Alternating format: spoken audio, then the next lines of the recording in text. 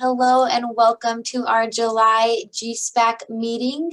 Everyone should have the agenda, but I'm going to go ahead and place it in the chat box so you guys can follow along with us. We do have a very full schedule today, so please be patient with us, and we have our awesome facilitators who are making sure that we are keeping on time. We do want to make sure we hit everything today, so we will be adjourning around 1:30, and I'm going to go ahead and kindly ask folks to please mute yourself when you join, and then also type in your name and your affiliation in the chat box just so we can make sure that we document everyone when we take our minutes. So I'm going to go ahead and do roll call here. So let me pull this up, and I'm letting folks in. So Peter Windrum. Here. Thank you, Peter. Kyle Reams. Here. Thank you, Kyle. Good morning. David Wise. Here. And I believe you have Sky Hoyt with you as well. Here.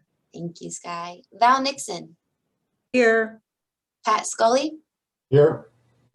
Scott Hornig. Oh, perfect.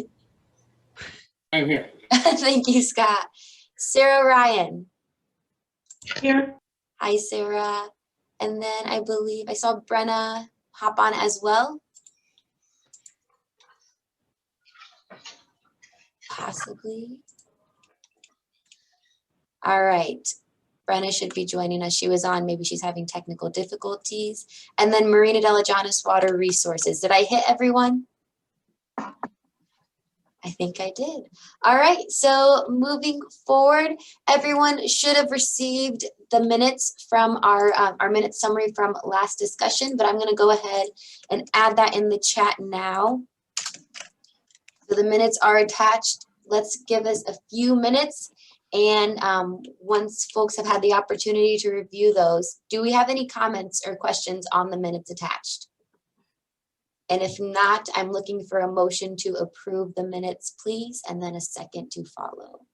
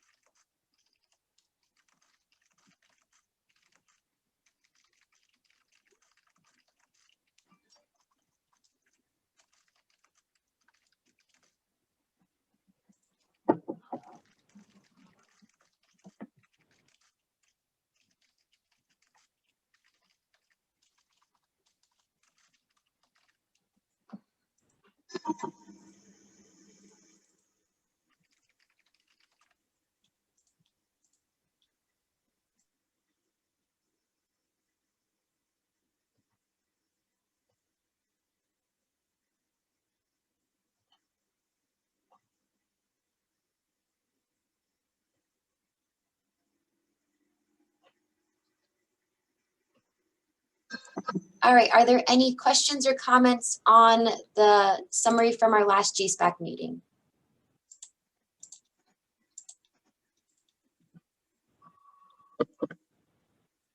All right, seeing none, can I please get someone to make a motion to approve the meeting summary minutes?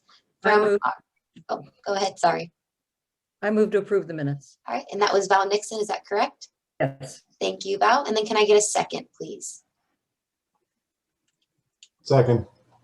Thank you. And was that Pat Scully? Yep. All righty, thank you.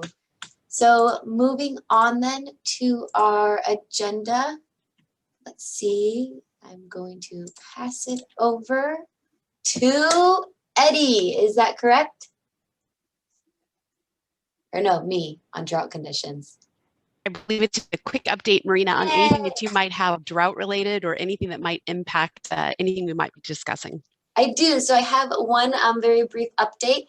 I am planning on going before the Board of Supervisors roughly around 10:30 a.m. The agenda will be posted today on our County of Lake Granicus, so folks are able to access that agenda. A presentation with OES, Special Districts, Environmental Health, and then representatives from the Lake County Drought Task Force, just providing an update on current lake conditions, drought, as it relates to wells, our ramps, et cetera, lake levels, and then just, precipitation, et cetera. So that will be taking place on the Board of Supervisors meeting. That's a public meeting. I encourage folks to hop in on that if you're interested in hearing all things update as it relates to our current drought conditions. That will also be recorded. So if you're not able to participate around 10:30 a.m. on this coming Tuesday, the 27th, for the Board of Supervisors meeting, that will be recorded, that presentation, and those relating materials will be available. So tune into that if you're interested, but that's going to be a collaborative effort among a few other folks around the county. So that's what I have in relation to drought updates. And then now I will pass it over to Eddie for an update on our California Department of Water Resources, TSS. Great, thanks, Marina. Christy, can you move the slide? Keep going. Need one more? It's coming. Oh, okay. All right. So at least on my side, I see part of the screen, but I think hopefully, I don't know if you can make that bigger or smaller, but I'll just kind of walk through this real quickly. So again, just a brief update on this is the technical support services work. So this is a grant process that's available through DWR. And so we have submitted a general application. And what we're really trying to sort of capitalize on this service, and what we're currently doing is, if you go to the next slide, Christy, is we're going to utilize DWR's sampling staff. And so what they're going to do is actually come out and sample a handful of the wells that we are proposing to use as part of the RMS network. So it's currently the CASGEM wells, but they'll be incorporated into the GSP. So I think some of you are aware, we had mentioned this on the last, I think, GSPAC meeting. We do have some historical groundwater quality data, but we're always looking for more. And then it's also in some of the wells, we don't really have any current data. So again, what we're going to do is we've identified a couple of wells. So Christy, if you go to the next slide. And what we're going to do is we've identified they're 9 wells, and DWR is coming out next Monday and Tuesday, going to work with William Fox. They're going to purge some of these wells and then actually collect water quality samples. So it'll give us sort of a current snapshot of what the general water quality is in these specific wells. And so again, ideally we would like to sort of sample as many wells as we can, but we want to kind of take advantage of what DWR is willing to offer. So we've sort of initially identified these 9 wells, which are also part of the CASGEM network. And so Williams worked really hard to reach out to these well owners. We've got some access agreements in place. And again, DWR will be out to work with William on Monday and Tuesday. Can you go to the next slide, please, Christy? So essentially what we're going to be doing, what William and DWR are going to be doing is we're going to utilize the pumps that are in the existing wells. So I think one of these wells doesn't have a pump in it. So unfortunately we can't sample it at this time, but we're going to essentially flush those wells and then we'll collect some water quality samples. So the water quality list is sort of in that table on your right. And these are generally standard groundwater quality parameters that sort of, include nutrients, mineral characteristics, and some trace elements. And it's, gives us sort of a snapshot of sort of the overall health of what the water quality might be and the aquifer in these specific areas. So again, the list is going to include sort of general minerals. So that's sort of alkalinity, total dissolved solids. We've got some anions and cations we're going to run, some nutrients, just to get a sense of, are there any evidence of leaching or agricultural impacts, and then also the trace elements specifically to metals. So then we'll develop a report and kind of share that with you all. And then again, that'll give us sort of an up-to-date snapshot of what the general water quality is in these, the aquifer within these, that's in proximity to these wells. I think, Christy, that's the last slide I have on water quality. Can you just move to the next slide, please? Yep, I see, Sarah, you've got a question. So I guess before I kind of move forward, I have another quick update to share. Do you want to ask your question? Yeah, thank you. I'm just curious, is this sampling that you're going to be doing, is that kind of part of the plan from the get-go for this? I'm a little surprised it's happening, although I understand that there is more data that's needed. But since it's not something that happens very often, just wondering if that was actually part of the original thoughts. No. So this is, again, there's the technical support services contract that DWR has offered. And so typically that plan from what I've seen on previous work and other GSPs is generally focused in on installation of monitoring wells.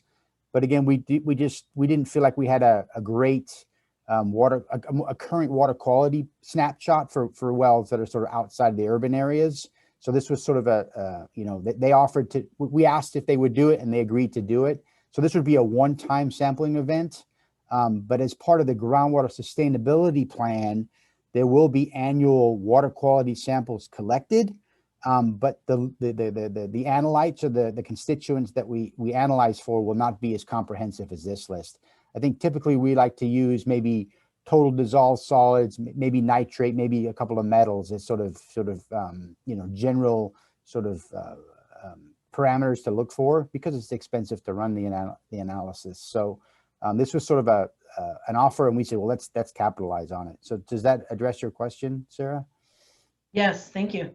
Are there concerns with us doing this? I mean, because that's, we thought it was a good thing. No, I mean, not at all.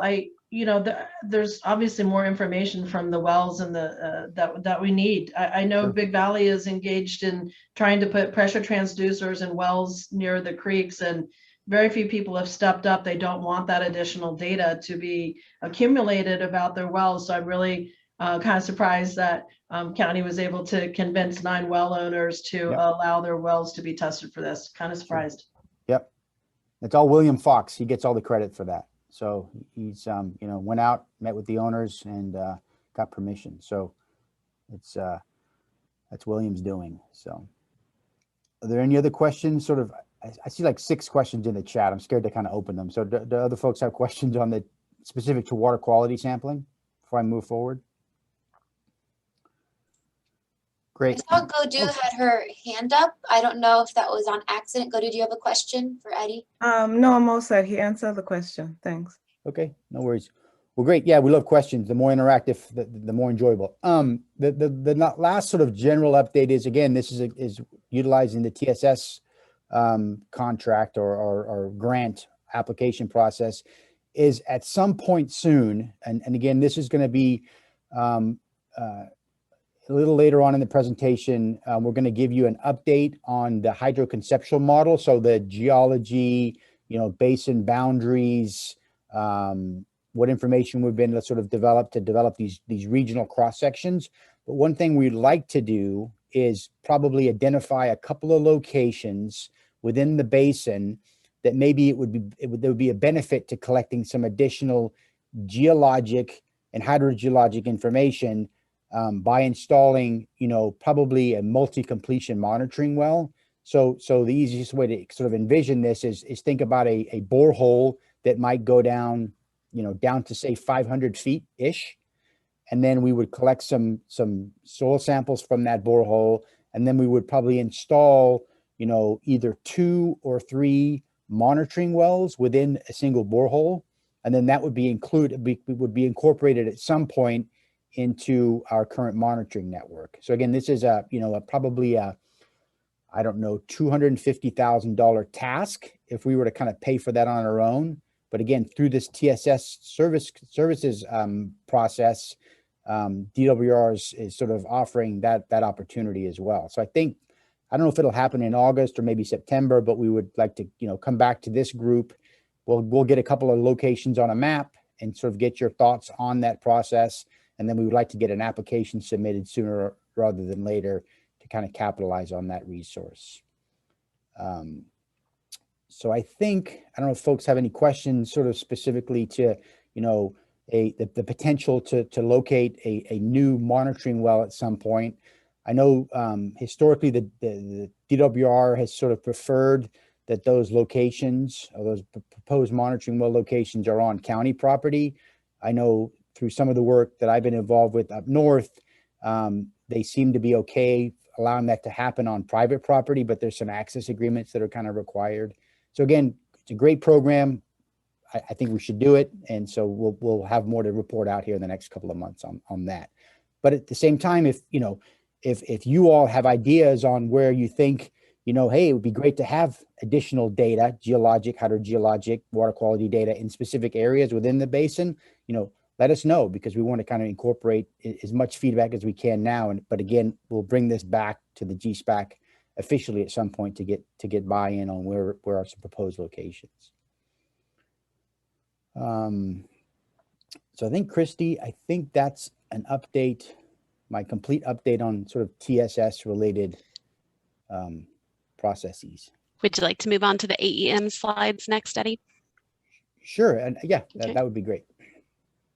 So again, this is another program that's being offered by DWR, and it's got a great acronym, but it's essentially airborne electromagnetic survey that's going to happen.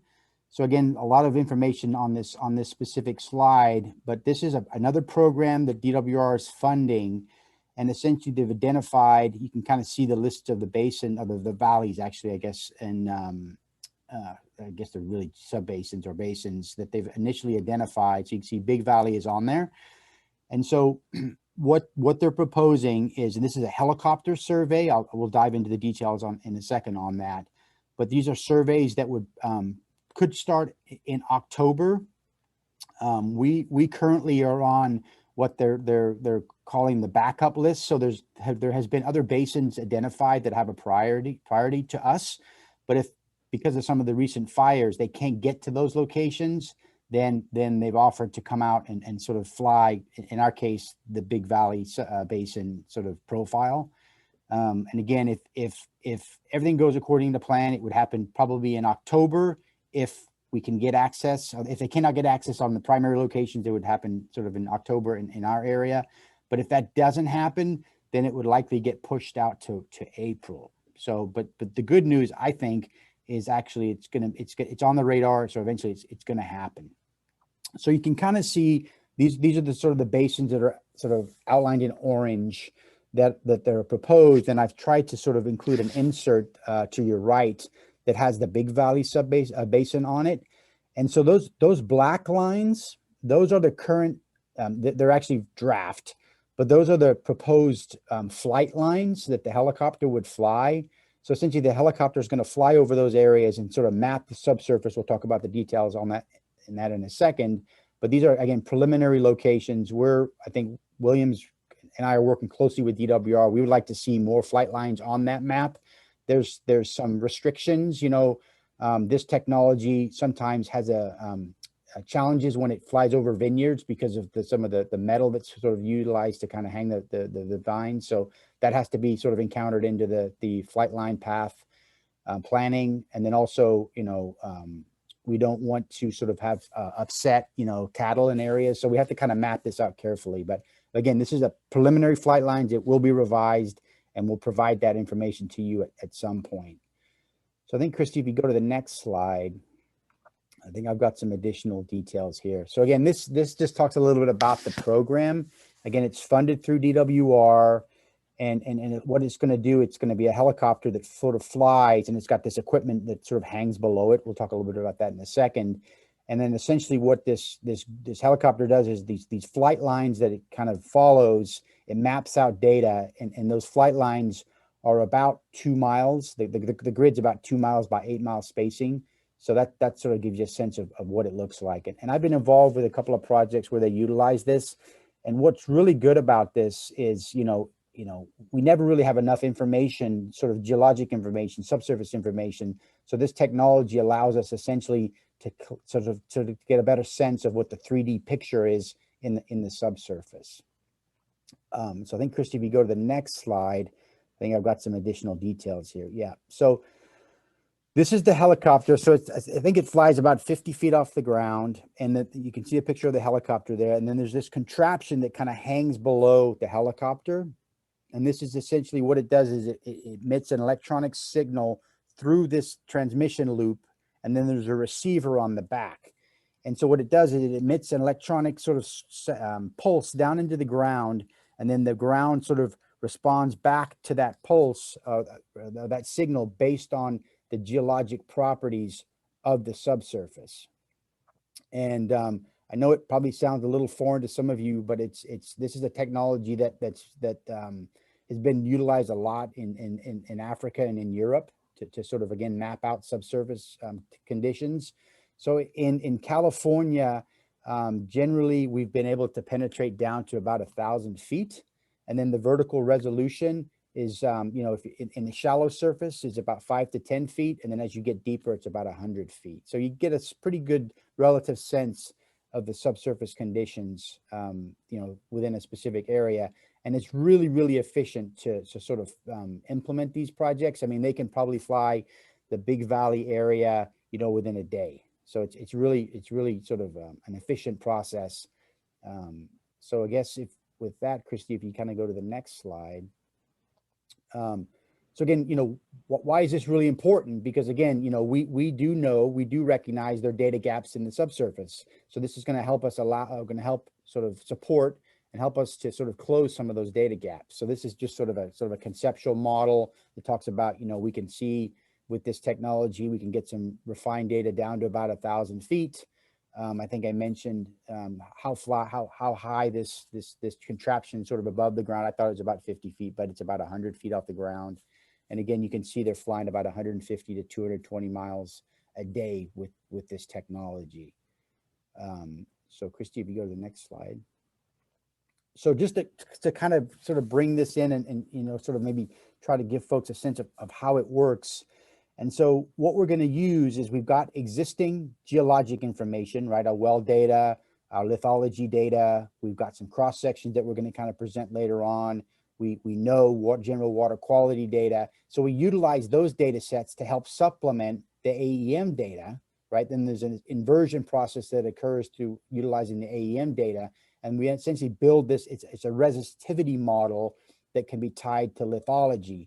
So the easiest way to sort of think about this is if you look at the graphic on your right, if you think about like a clay, right? So the clay is sort of a really tight sort of, the clay particles are touching each other, right? So clays conduct electricity really, really well, but they have a low resistivity, right? So the idea is you play with these geophysical signatures of specific lithologies, and that can help map out the subsurface conditions. So if you get a really low resistivity signal, you can interpret that as a clay or a low permeability material, versus a sand and a gravel might have a higher resistivity reading, because again, the sand and gravel particles aren't really touching each other, so they're not as conductive, right? So that's the idea, is you're utilizing the geophysical properties of these materials to help sort of refine your hydrologic condition.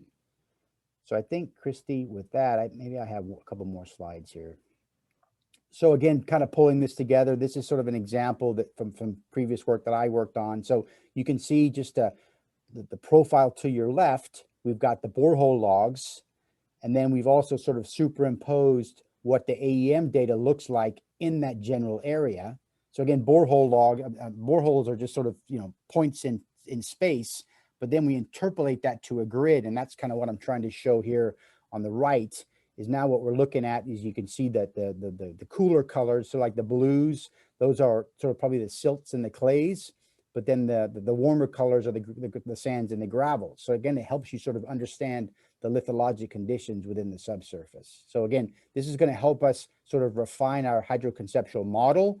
We're actually going to fly this sort of over the transition of sort of Big Valley into Scotts Valley to try to really understand and refine that contact there. So we're going to fly it near the sort of the interface of Clear Lake to sort of understand lithologically kind of what's going on in that transition. So it's a really good tool. DWR is footing the bill for it. So, and we want to capitalize on it, and we'll get the data out of them eventually that we can utilize to help refine, update, and continue to sort of update our hydroconceptual model. So I think, Christy, I think I've got one more slide maybe. So there's some logistics, as you can imagine. DWR's got a consultant on board, Rambo. It's primarily a Dutch firm. This is kind of, these are the folks that have done a lot of work sort of over in Denmark to kind of refine this technology. They've already reached out to us. There's some logistics that we have to kind of work through, trying to understand, you know, where the power lines are. There's going to be some local permitting challenges. And then, you know, obviously want to map out land use, where the animals are. If there's specific landowners that don't want folks flying over that property, we need to make sure we're, you know, we include all that in the information before we define the flight lines. And then next slide, Christy. I promise, I think this is the last one. So again, there's a website. I put the link up there. I think these slides will be shared with you all at some point. And sort of AEM fact sheet, actually AEM website. So there's more information in there if you're interested. There's some kind of cool videos. And again, I can share some examples from other projects where we've utilized this technology, and it's useful, you know. So I think with that, Christy, I think we're the AEM sort of section is over. I don't know if folks have specific questions on this technology. Again, we don't have a start date. We're kind of, you know, we're sort of the backup if the primary locations don't work out. But if it doesn't happen in October, it's probably going to happen in April. Sarah, I see you have your hand up. Yeah, I'm just, you know, we're in a drought. I'm wondering if the flyover occurs this fall, how you will look at that data and comparing it to, I'm assuming that the hydrologic information that's going to be available because of this this AEM it would change during a high water year a lot. You know, the water tables will be different and everything. So how do you take, you know, especially if you do it this fall, how do you take that data and incorporate, you know, what it looks like in a non-drought year?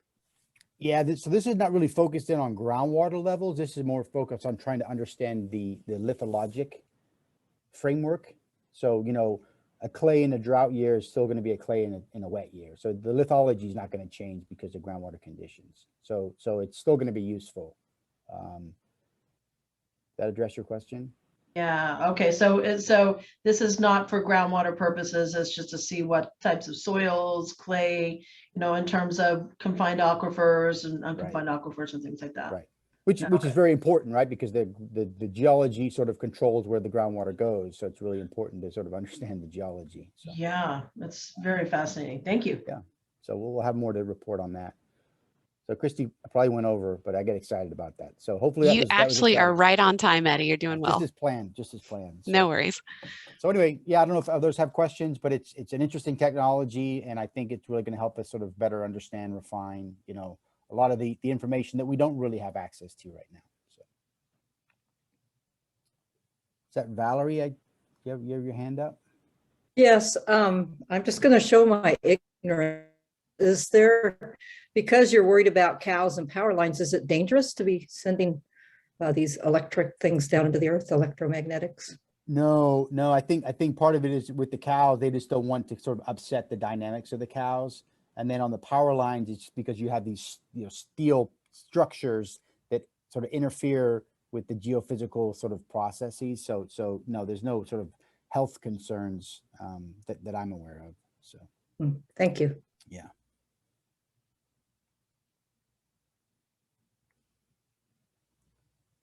Okay. No more questions. I think it's, what are we calling this? GSP education and discussion time.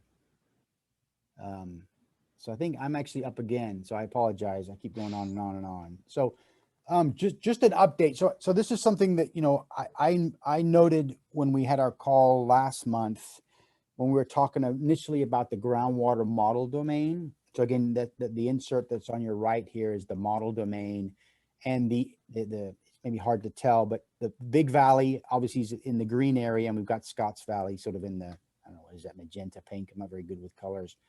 But I just wanted to be clear that, you know, just because we're including Scotts Valley in our model domain, we're kind of looking at that as a potential tool that could be utilized in the future. So if we can kind of, again, we're trying to capitalize on the resources that are available to now. So we can develop the model domain that includes Scotts Valley. Now there's questions about the hydraulic connection between Scotts Valley and Big Valley. Some say there is none, some say there are some. DWR doesn't even really know. So again, I just wanted to really explain that the reasoning was thinking ahead, that could be a useful tool as we sort of move into the future. And so it's really just a technical decision that we're looking at. When we start talking about water budgets, our GSP is strictly focused just on Big Valley. So I just wanted to kind of clarify that. And then I think I have another couple of slides just to kind of illustrate some things that we're seeing. Again, we don't have all the answers, but hopefully, you know, through this process, through the AEM process, through the geologic development of the HCM, the GSP process, we're going to sort of perhaps learn some new information. But these are a couple of contour maps. So this one contour map that's sort of on your left. It's back from about 1984. And again, what we're looking at is sort of general groundwater elevation contour. So groundwater flow generally flows perpendicular to the groundwater elevation head, right? So water flows from a high head to low head. So if you envision that if you were a particle of water anywhere on these maps, you would generally flow sort of from high head elevation perpendicular down to low head elevation. So, you know, I just wanted to kind of explain that a little bit. And again, the model is going to include some of this information. This was back in 84, but now we kind of move forward. And from what we've been able to see in the last couple of years, you know, there's not as much monitoring done in Scotts Valley, which is okay, but we want to capitalize and utilize that information as we kind of move forward. So I just wanted to kind of explain that to you, just to let you know that, you know, our focus is on Big Valley, our water budget process is on Big Valley, but we do want to sort of have the option at some point to include Scotts Valley. If at some point down the road, perhaps Scotts Valley is perhaps managed differently. So I think I have one more slide here, and then I can kind of open it up to questions. So again, this is just, you've seen this slide before, but you know, this model is going to be a tool that helps us define the water budget. So again, a water budget is pretty comprehensive. You know, we've got surface water, we've got a surface water system. So precipitation, surface water inflows, we got surface water, groundwater inflows. And then we've got the pumping, the recharge. So there's a lot of components that kind of go into this model. And our water budget, again, we're required to develop a historical water budget, a current water budget, and a future water budget. But again, it's focused just on Big Valley. So I just wanted to kind of maybe clarify that, because I know it sounds like there were some concerns brought up at the last meeting about why are we even sort of, you know, entertaining the idea of using Scotts Valley. It's just something we think that might come up in the future. So we want to include it in our model domain, but our water budget is going to focus strictly on Big Valley. So I don't know if folks have any questions on that. Hopefully that kind of clarifies up some things. Okay. Don't see any hands up. So I think with that, I think John is going to sort of give an update or an overview of a field trip a couple of us went on back in June 9th. Yeah. June 9th, it was about 100 degrees in Big Valley. These are the people that were there. We have Lake County Water Resources Department. We had Scott DeLeon and William Fox. We also had Peter Windrum and Scott Hornung. I'm sorry, I didn't do that well. With special districts, they're both GSPAC members. And then on the consulting team, there's Ibrahim and Eddie, the 2 PMs, myself, Malia, and Evan Davis. And so it was a really good opportunity for us to meet everyone, have some discussions, lots of conversations in the car, at the sites, and to see the land, to get a sense of the community, the scale of things. So it was very beneficial. I hope we can do it again. I know that Marina wasn't there, so hopefully we can see her next time. I had lots of discussions with William Fox, very interested and intelligent employee. And we stopped at a few of the, we had a few sites. So next slide, please. We started out at the Highland Springs and Adobe Reservoirs, looked at the structures, talked about the water, how it's managed, These are water sources, considered how the water here might be related to GDEs, groundwater dependent ecosystems. So highland and adobe reservoirs. And next slide, please. Another photo at the site. And then we went to the Kelsey Creek detention structure. This was very interesting. Huge structure designed to enhance recharge when these large barriers are lowered. And we talked about the flow in the creek. We talked about the hitch. We after looking at the detention structure, we moved on downstream. Next slide, please. Another one of the detention structure. Really a fascinating piece of equipment. Then we went down to the lower part of Kelsey Creek at the Main Street Bridge. We met Peter. We got a lot of information about the hydraulic gradient, the flow, how things have changed on the creek for different reasons, and a lot of discussion about the hitch. We have the next slide, please. So this is looking downstream, and directly below, it basically the creek is fortified with boulders and concrete, and I believe that was done to really inhibit erosion, but it also may potentially be a barrier to fish flow. And then I think that's maybe the last slide.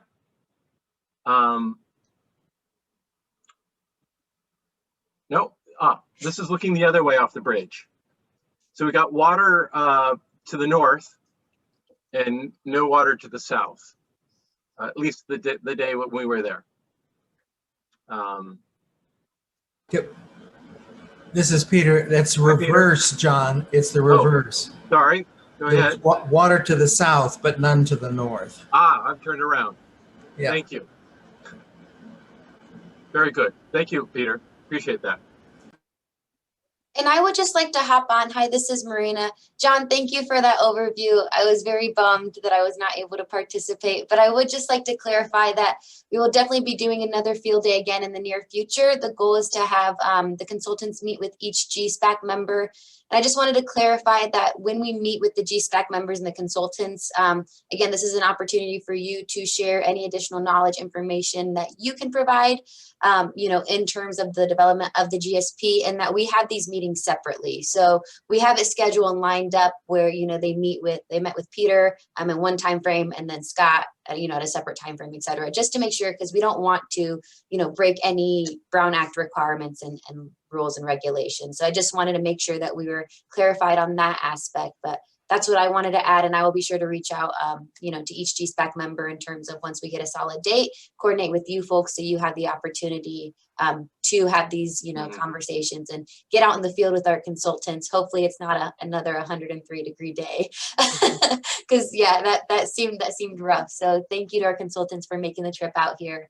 I'm glad you guys were able to see Big Valley, firsthand, and it was really interesting. We got to see some of Peter's farm and talk about how water, how agriculture is watered, or water supplies, water sources.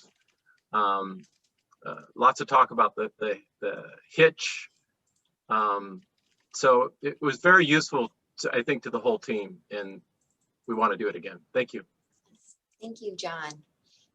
Any questions from the GSPAC members regarding this most recent visit, or any other visits in the future? Sarah, thank you for that comment in the chat. I definitely agree.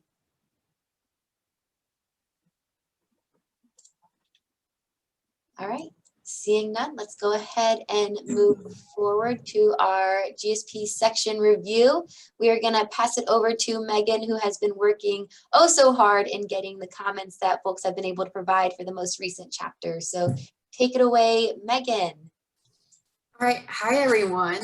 So I know that we've asked for your feedback on a couple different sections, but if we can think back a while now to sections 1 and 2.1, I wanted to provide an update on it. I know that, it's been some time since you provided that comments, but there were about 150. And so it took a little bit for us to sift through them and really make sure that we provided a thoughtful and thorough response. And so we're finally done with that.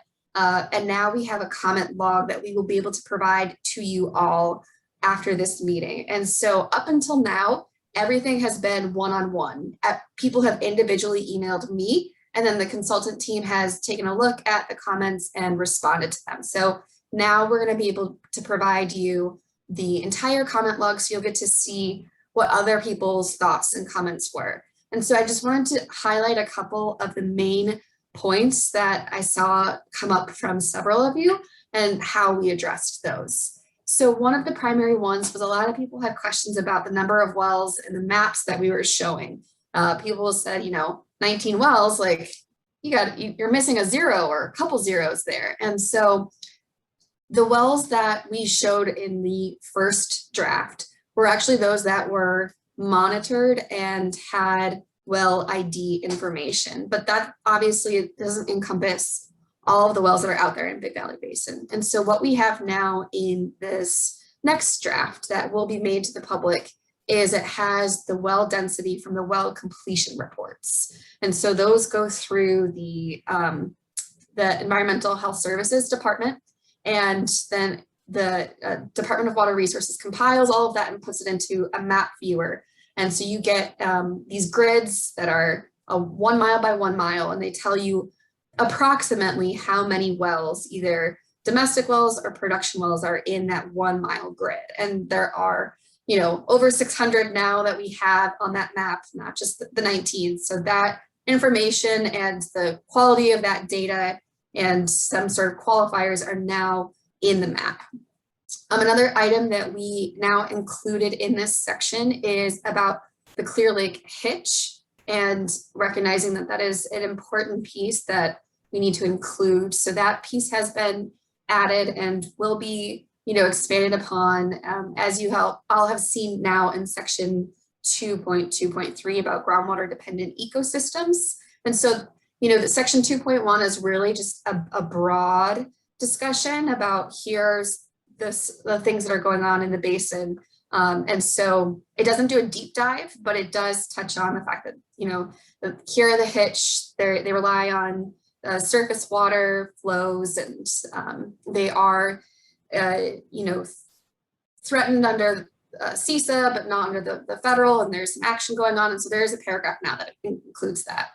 And then another point that I saw a lot of comments on and wanted to just highlight for you all is about the data and the quality of that data. And so sometimes there were questions about the land use and how many crops were there, or the quantification of municipal or domestic water use. And so, we went ahead and really clarified, this is what the quality of the data is, or this is the estimates that you can get, because we don't have, quantifications for agricultural water use. This is how we went about estimating that. So that additional level of detail and explanation has now been included. So those are some of the 3 main pieces, but we've responded to every single one of your comments or questions, and we'll be providing that log for you at the after this meeting is over.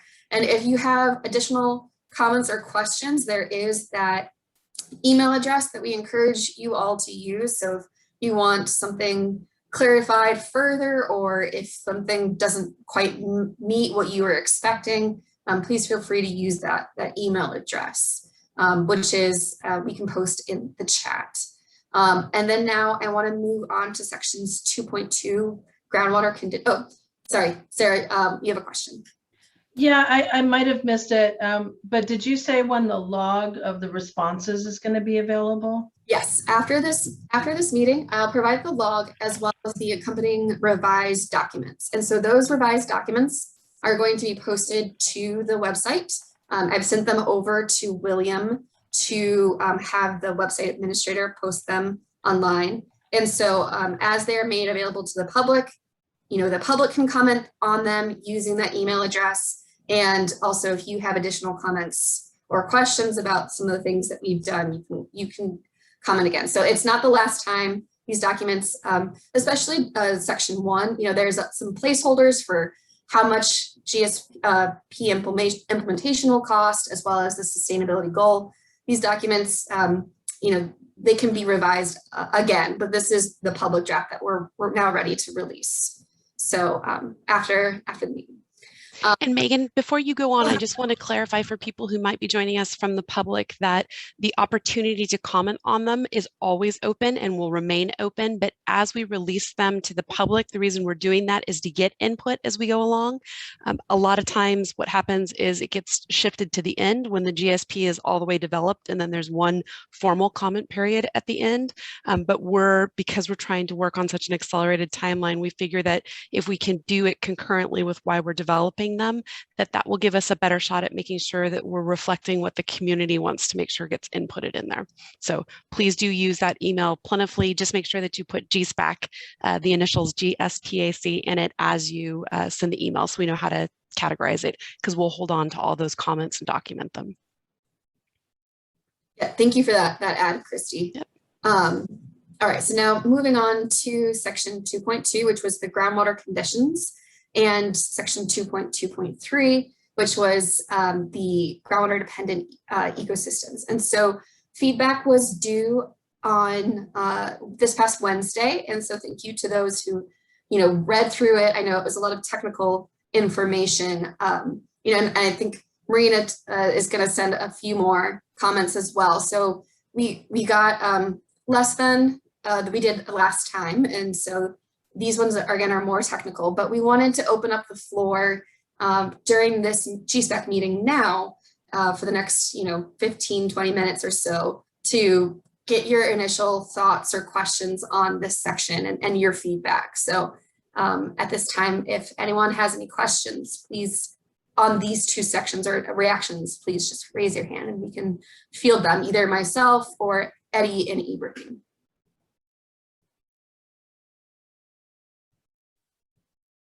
Sarah, I see your hand up. Did you have something? I meant to lower it, but I do have a question. I'm sorry, can you please clarify, is this just for 2.2.3 or 2.2.2 and 2.2.3?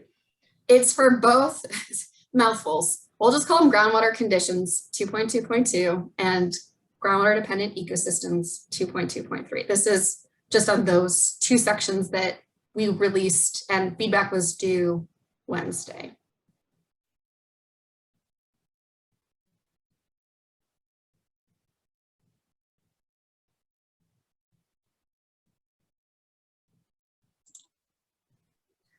Peter.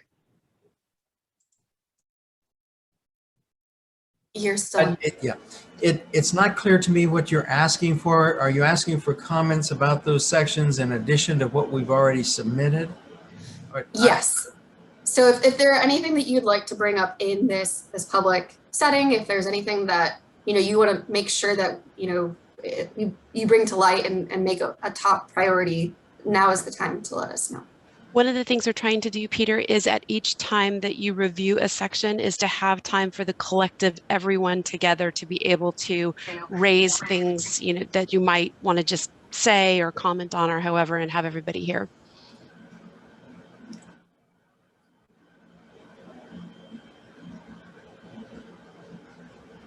All right, Sarah. Yeah, I guess, we submitted some comments, and since it's an opportunity to just sort of discuss something, I did want to ask about a couple things. One is, you mentioned in the draft that there are two creeks, Adobe and Kelsey are the main creeks and the rest are ephemeral and unmonitored. And, we did make a comment about that going, they're not ephemeral and they're not unmonitored. We've submitted a lot of data that's in the National Water Quality Portal database or online federal database about the creeks and our monitoring.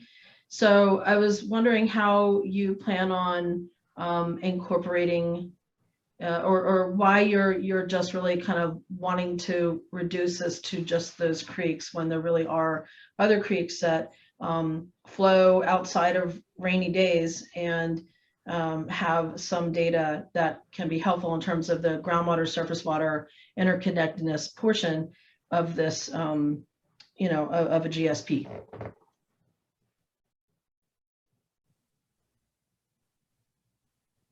I can take part of that question, then Ibrahim, if you want to jump in and add. So that's definitely something that we've rectified in some of the document or the other documentation in section 2.1, you know, highlighting all of the work, the great work that the Rancheria has collected, monitoring information on, and you know, adding both that you have that program and then data from that program. So that is something that you know, we've since rectified. I think it's a learning process for us, and I think the reason why we had focused on those two initially is because of the data that we were able to find from the DWR and USGS gauges and the monitoring there. But it just we're working so fast, sometimes we don't catch everything, but you know, we appreciate you bringing that information to us and helping us expand that discussion. So that is my thoughts on it. Ibrahim, is there anything that you'd like to add? No, that's perfect, Megan. I think it's just a case of not having the data. Once kind of the data comes to light, we'll be more than happy to take that data and incorporate it. Well, okay. I mean, we did mention it with the 2.1, and then the 2.2, or this most recent one came out, and you guys already had the data, and we had already mentioned it before. But I'm sure there's a lag time. Yeah, there was a lag in time between preparing these sections and the time we got to prepare to address your comments. But we'll make sure to incorporate them in this current revision for section for the GDE and the interconnected water sections. Yeah, this is Eddie. I was just going to say, this is not a sort of uncommon challenge we have, because again, you know, one of the benefits of sort of interacting with stakeholders who have, in some cases, you know, I'll go on a limb, 70 years of boots on the ground experience, you know, we want to capitalize on that. So the key is to connect those dots and make sure that we get that information within the specific sections, which we're working towards. And I see that David has his hand up and Marina does as well. So David, we'll take yours first and then we'll move on to Marina's. It's actually Sky who's sitting next to me, so he'll be commenting. Okay. Okay, so first thing is, it seems to me it would make more sense for the committee members to read this information, discuss it, and then submit written comments on these points before we take the time to write it and spend the consultant's time evaluating what we write. So that being said, when I read this in the very first paragraph, there's a sentence there: the Big Valley Basin is considered as a single aquifer system. And I must say, I've heard that idea that there's one big pool of water under Big Valley. I've heard that for decades. But me, the simple-minded farmer guy, I don't understand how we can go out and do irrigation water quality analysis from many close wells close to one another and get very different results.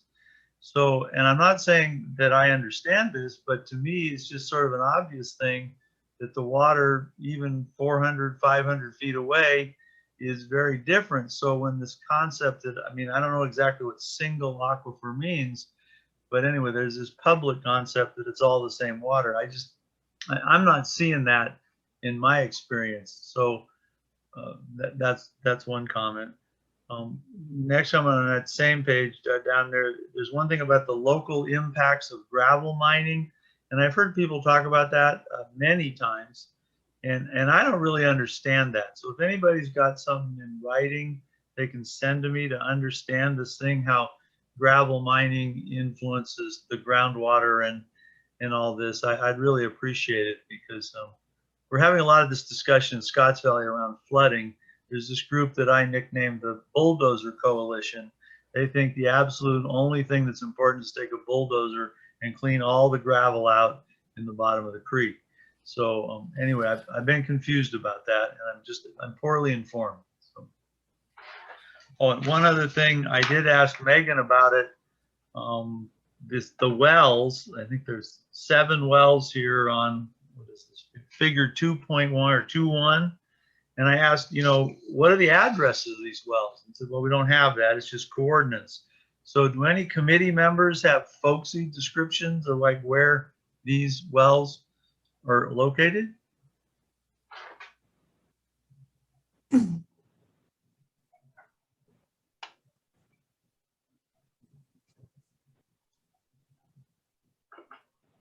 All right, so there are a couple different questions in there. So the first one about the groundwater quality differing between different or wells that are adjacent to each other, even though they're the same basin.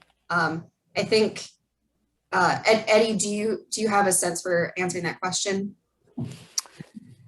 Yeah, I mean, from what I've seen, there are some areas that sort of have perhaps a higher TDS signature than others, but again, addressing the public data that we have, water quality is going to vary some, but it is, you know, for all intents and purposes, a sort of uniform aquifer in that sense. But again, as we kind of move through this process, you know, if there's further characterization needed, i.e. water quality sampling, you know, we're going to put in some depth specific monitoring wells to try to target perhaps different aquifer systems. That's just part of the data gathering and data gap process. So again, we've got to kind of get through the GSP process first, realizing there are data gaps. We're not going to be able to address all those questions, but we have to look to fill those as we kind of move forward. So that would be my response.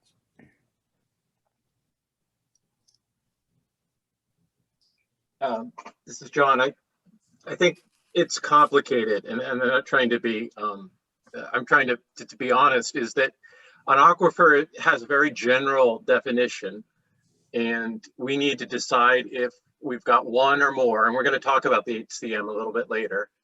And if we have more than one, why, and how laterally and vertically consistent is that distinction?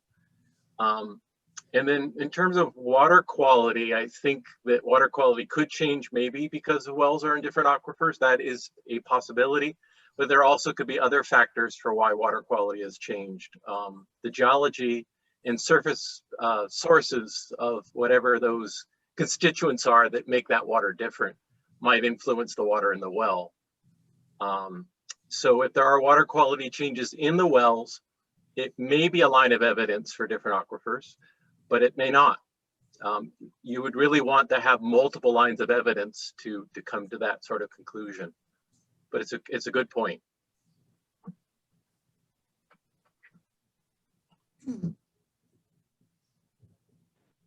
So I think that answers, or sort of gets, maybe not answers, but provides an explanation to the groundwater quality piece of the question. And then the other question about well locations, like I did mention that they are based off of coordinates, not street addresses. So I think that would have to come from you all about, in terms of, you know, you live there, you work there, you know the area better than us. And so if you're interested in street addresses, that's something that I think would have to be offered from someone in the public or the GSPAC who knows more than what we do when we just see coordinates on a map.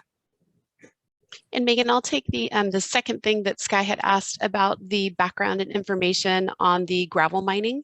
And if it brings up a bigger situation that if there is something that's requested by a GSPAC member, we should definitely take whatever resources might be available and turn it out to all the GSPAC members to be able to review. So if someone is looking for some additional information and you might have it, if you want to send it to the facilitation team, then we can turn it out and make sure that everybody has access to it as background, because some other people might have the same exact question. And then also we can provide resources as we go along to the public, as we do different things, as we do public meetings or things like that, so that everybody can share that kind of knowledge. But so if anybody has anything like that for Sky's question, just let us know. Marina, you've been patient with your little virtual hand up there. Yeah, my little virtual hand. I just had a question. I noticed, and this is one of my comments, but I noticed that the Clear Lake Hitch were not outlined in the GDE section. So I didn't know if that's something that we were going to input in the GDE, or if the Clear Lake Hitch were going to come up later into the GSP document.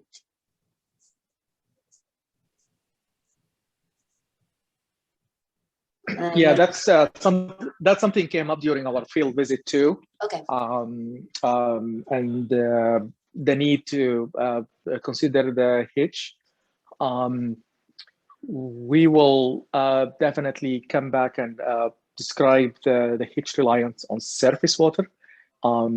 It's relying on the surface waters, which is interconnected with the groundwater. So it's kind of a little bit like a 1 degree remove, but it's also, there is also a very strong, it's very important species and very strong linkage between groundwater management and surface water.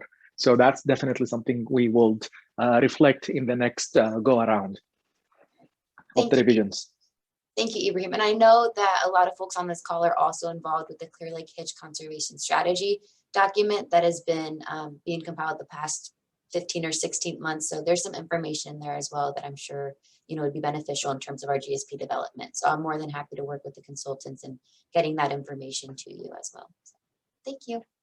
Thanks, Marina. We have hands up from William and from Peter, so we'll take it in that order. William, did you have comment, question? Yeah, I just wanted to address Guy's question about addresses for these wells. So we're trying to also keep some information private because not all well owners would want the addresses of their wells particularly disclosed. And also sometimes that information really isn't that useful because you could have an address on a couple acre property and then you'd be looking around for a well and there might be multiple wells on that property location. So it's not necessarily very useful from that sense. We also use the mailing addresses for these properties when we're trying to get in contact with the well owners. And many times those are out of the county addresses. So the street addresses for the wells really aren't super pertinent because they could be super far away from where that kind of plops you on like a Google Maps sort of address versus like the actual GPS locations. So hope that addresses that question. Thanks for the clarification, William. Peter, did you have a question or a comment? Yeah, a comment, if I may. The relationship between hitch, groundwater, stream flow, pumping, that's an extremely complicated relationship and requires a lot of very precise measurements and data which do not exist. And so I would hope that when evaluating this this project and that aspect of it, that we're very careful and that it be grounded, any conclusions be grounded absolutely in good measurements and in good science. So it's a cautionary point that I'm making. And I think there should be a lot of discussion about what the methodologies are and the conclusion to be drawn, because there's a fraught field and there's an awful lot of sort of people thinking they know a lot and they don't. And that's, by the way, one who does both agriculture and started the whole issue of the matter of monitoring hitch 20 years. There was very little to none prior to that time. So anyway, I just offer that comment. It's a cautionary note.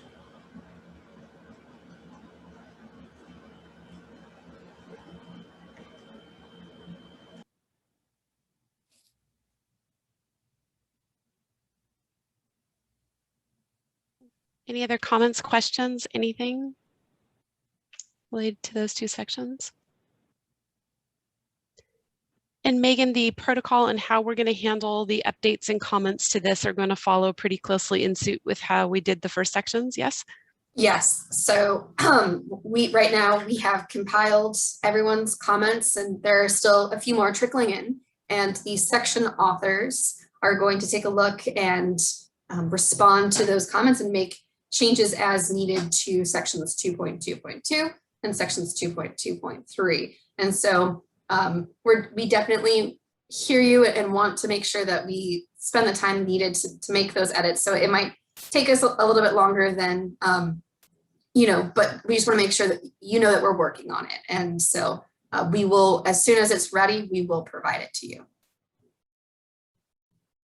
And there will assuredly be an update at our August standing meeting. Again, we have these meetings every single month on the 4th Friday of the month.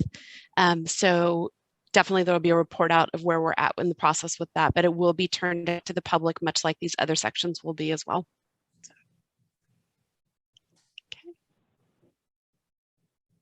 There are 2 more questions I see.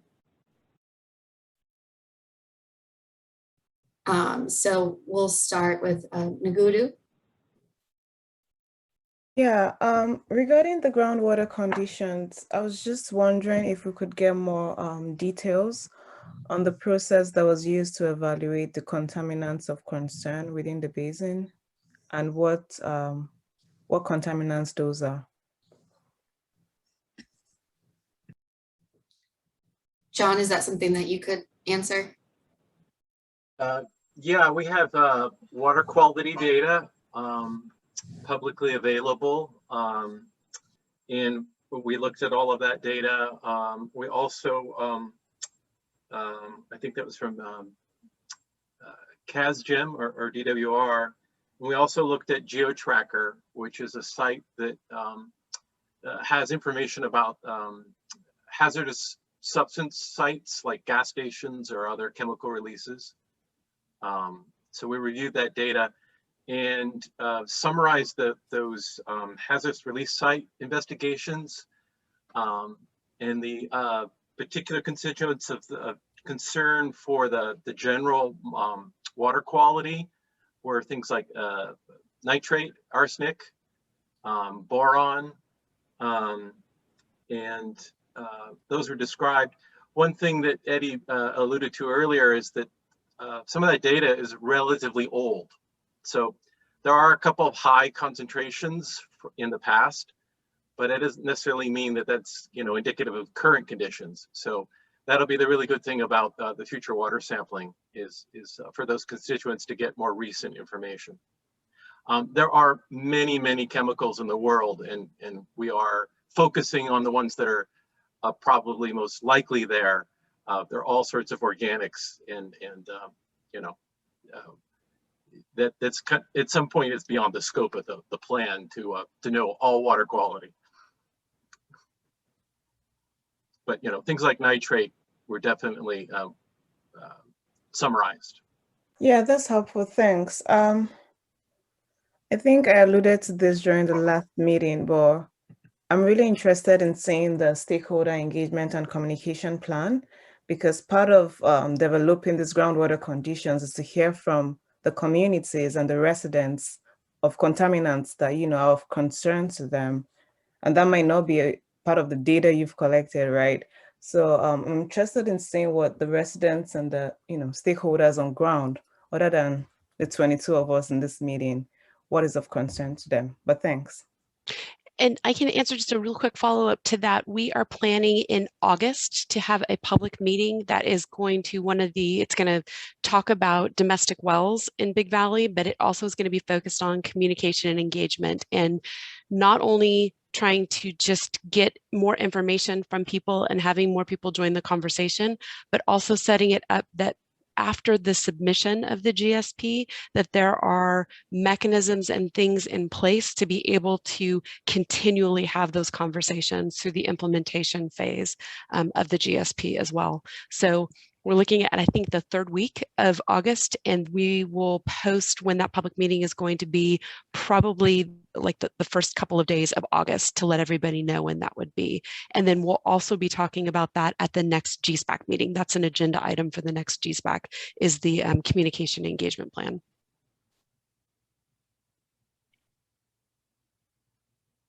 Okay. And I think David and Sky have a hand up. Okay, it's Sky again. I wanted to talk just a little bit more about bicarbonates.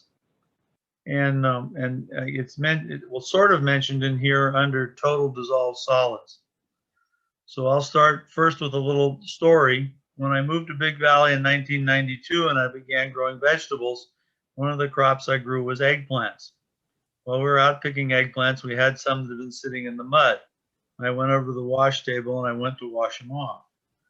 And that was great, got all the mud off. And then as the water drop was dried, I had these huge hard water deposits on the eggplants. And I said, oh, this is a problem. I'm not going to be able to grow eggplants. I can't wash them without having these big mineral deposits on there. So now I think that in domestic water use, that's the same thing as the water spots you get when you wash some glasses, you know, like wine glasses or drinking water glasses, and you set them out on the dish drainer and they dry up and you get these water spots. I don't think anybody likes water spots. So the thing here about total dissolved solids and all this, the amounts, I mean, I think a big focus of this group should be a way to reduce total dissolved solids, if there's any way we can do that. And then moving over to one component of total dissolved solids, bicarbonates. I know we have at least 3 members here who have actively been involved in their life in the commercial farming of pears. And in my estimation, when I came to Big Valley, there was this kind of a mystery around this thing that was being called iron chlorosis and alkaline hydrolysis.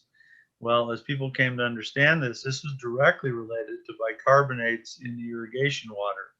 In fact, when you look at the orchards that have been removed, many of those orchards, I can't say all, but many of them were removed because they were particularly troubled by iron chlorosis, and bicarbonates in the irrigation water were the cause of that. So again, if there's any way to deal with that, well, I will say that bicarbonates on my farm were a major limitation to high value horticulture.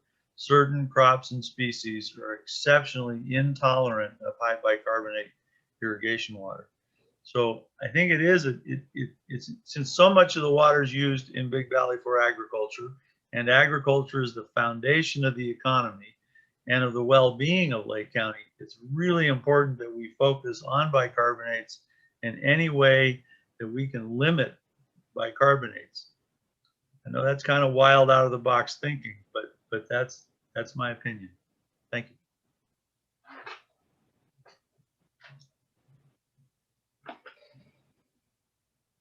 Notable silence.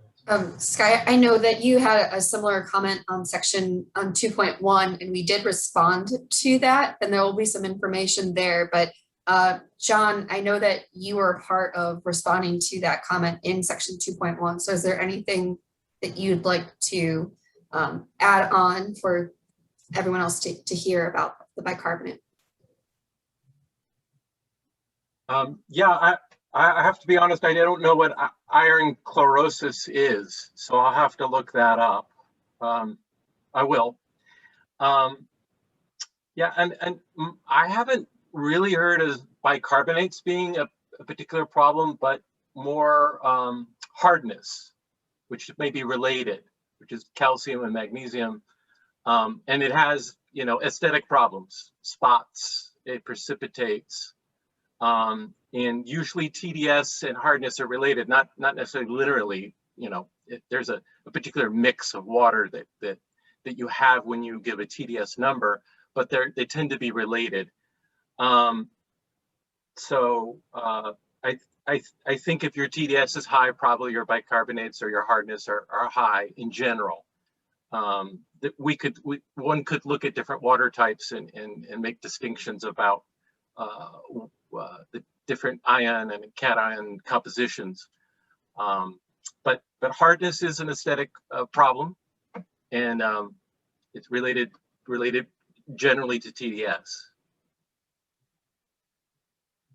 This is Eddie. I have a quick sort of summary statement, because I think there's a theme we're hearing here on some of these questions, and it really sort of boils down to, I think, you know, it's with the hitch, it's with the surface water, groundwater, we're hearing it with the water quality. There's been some questions about domestic wells, the locations. At the end of the day, what we have to do is we have to sort of manage the basin sustainably. So we've got these 6 deadly sins, right? So touching on Sky's water quality issue. So if there's an agreement that, hey, bicarbonates are an issue, and we want to set a sustainable management criteria that's focused on bicarbonates, and we've got a historical record that sort of gives us a sense of what that change has been through time, that can be incorporated into the sustainable management criteria.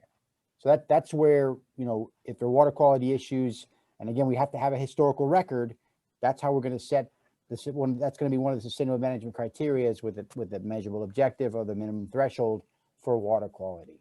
And it ties back to surface water, groundwater with the hitch and with domestic wells and water levels. So I think there's a theme there, and that's where we're going to start to address that in chapter 3. So I just wanted to kind of put that out there. So.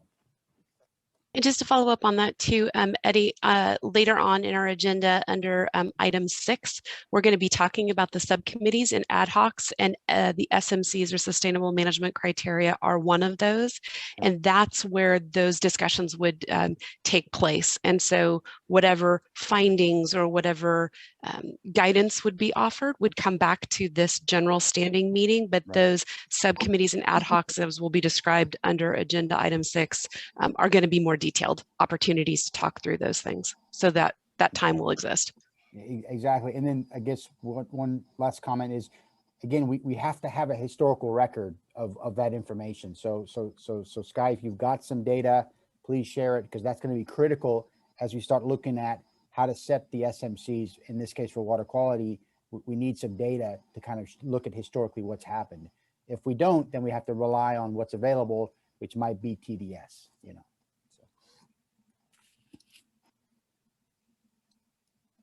And David, your virtual hand is still up there. Did you have another question, or is it just not lowered, or?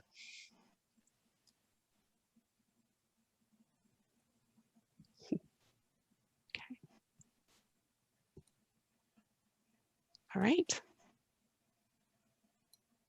So I know we have, Tom is going to come up under agenda item number 5.3 to talk us through a little bit about the hydrogeological conceptual model.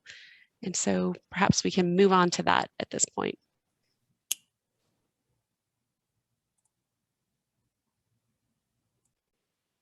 And Tom, if you want to introduce yourself to everybody as you start today. Sure. Yeah, I almost wanted to answer part of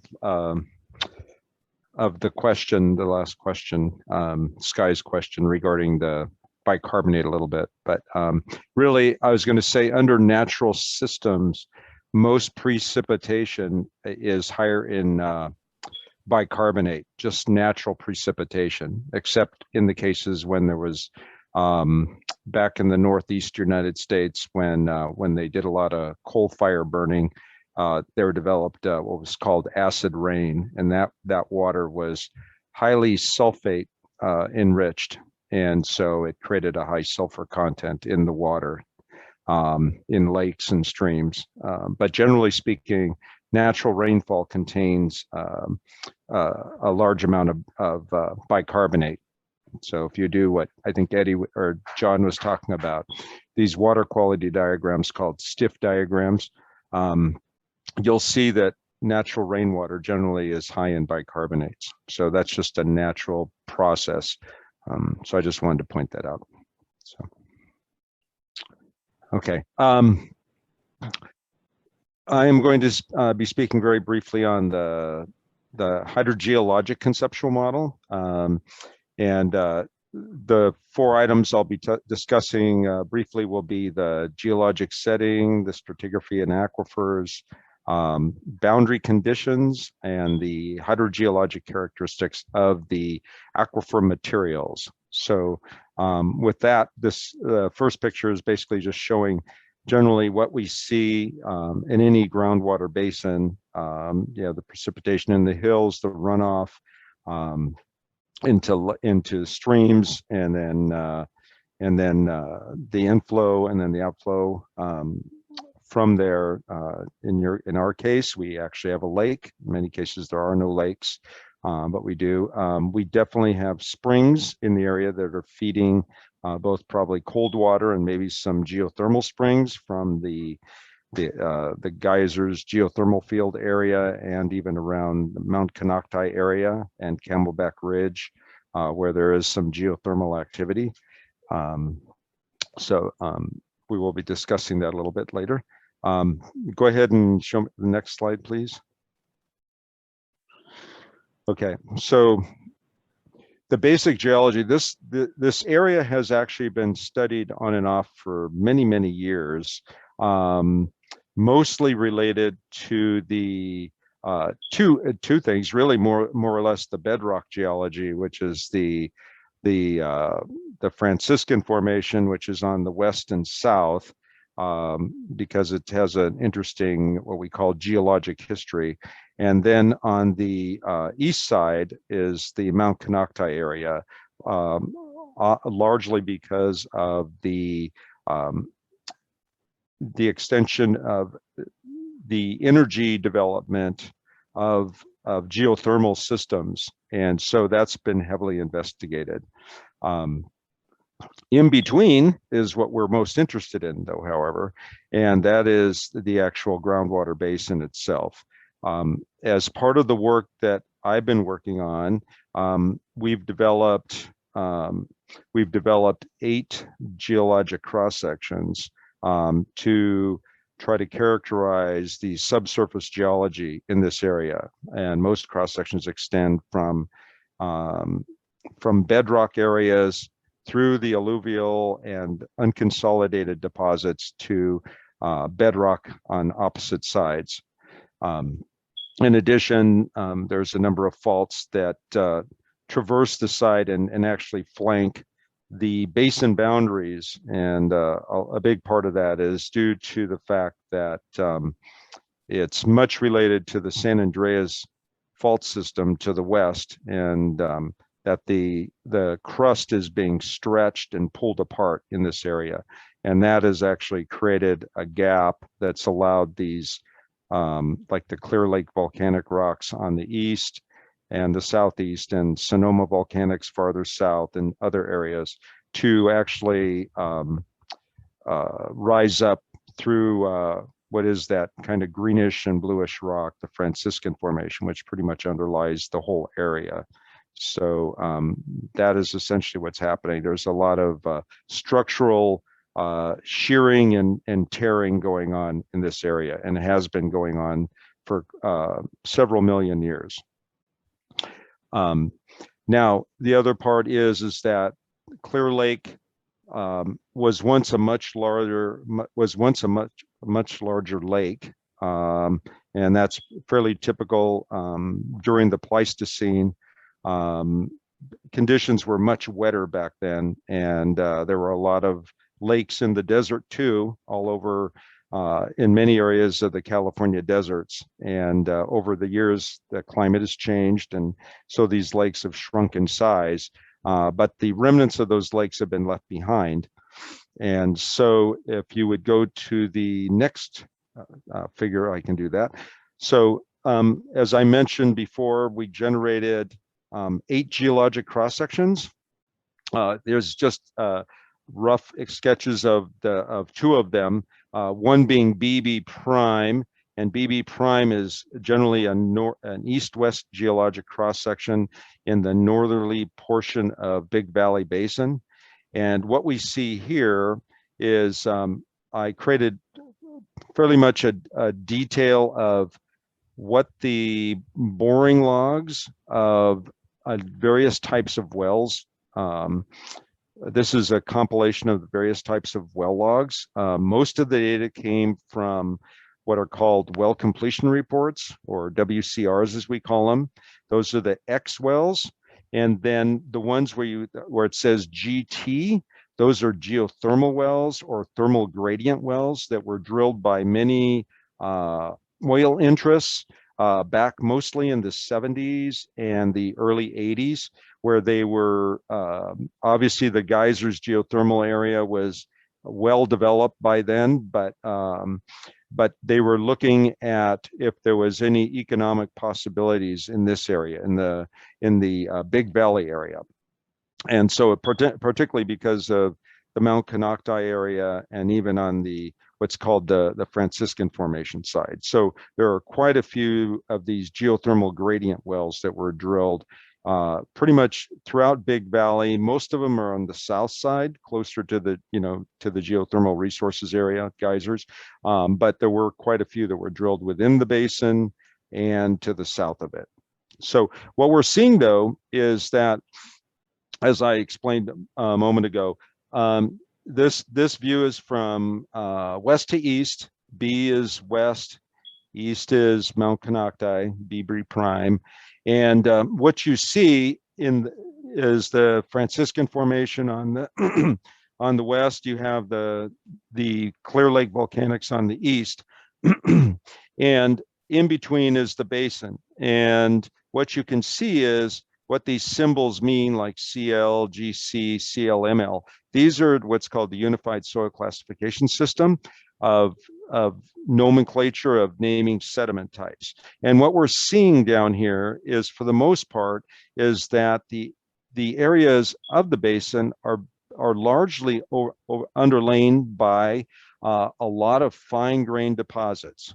So many of these are what we call lacustrine, which would be part of the ancestral, if you want to call it, the ancestral Clear Lake during the Pleistocene epoch. And so what you're seeing is this intermixing of materials being shed from the mountains, the erosional byproducts from both sides, the Franciscan and the highland areas, and the Mount Canocti area into the south, and that discharging into basically perhaps maybe a fluctuating lake that was moving back and forth a little bit. And then, of course, so there was a lot of interaction of things going on, just like you might see today, although it seems very slow that these are happening.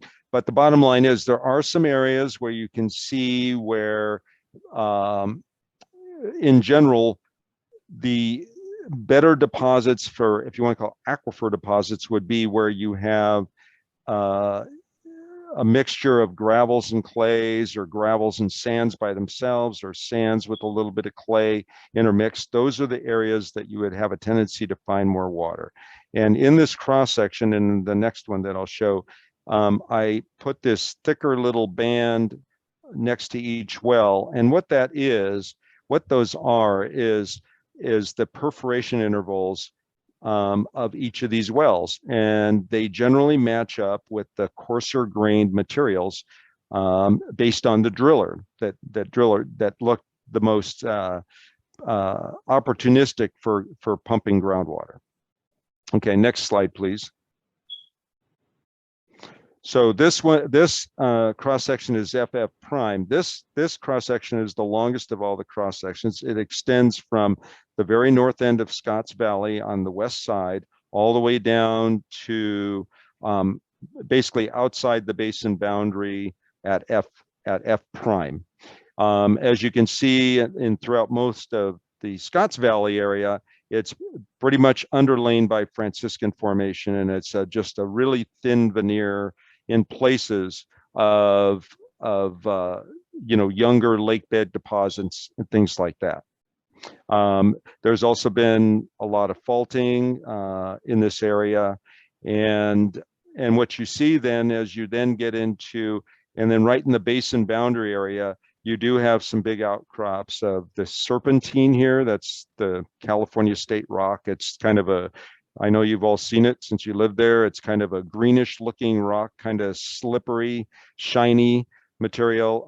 There's a lot of serpentinite or serpentine in this area, and it's all related to the Franciscan Formation.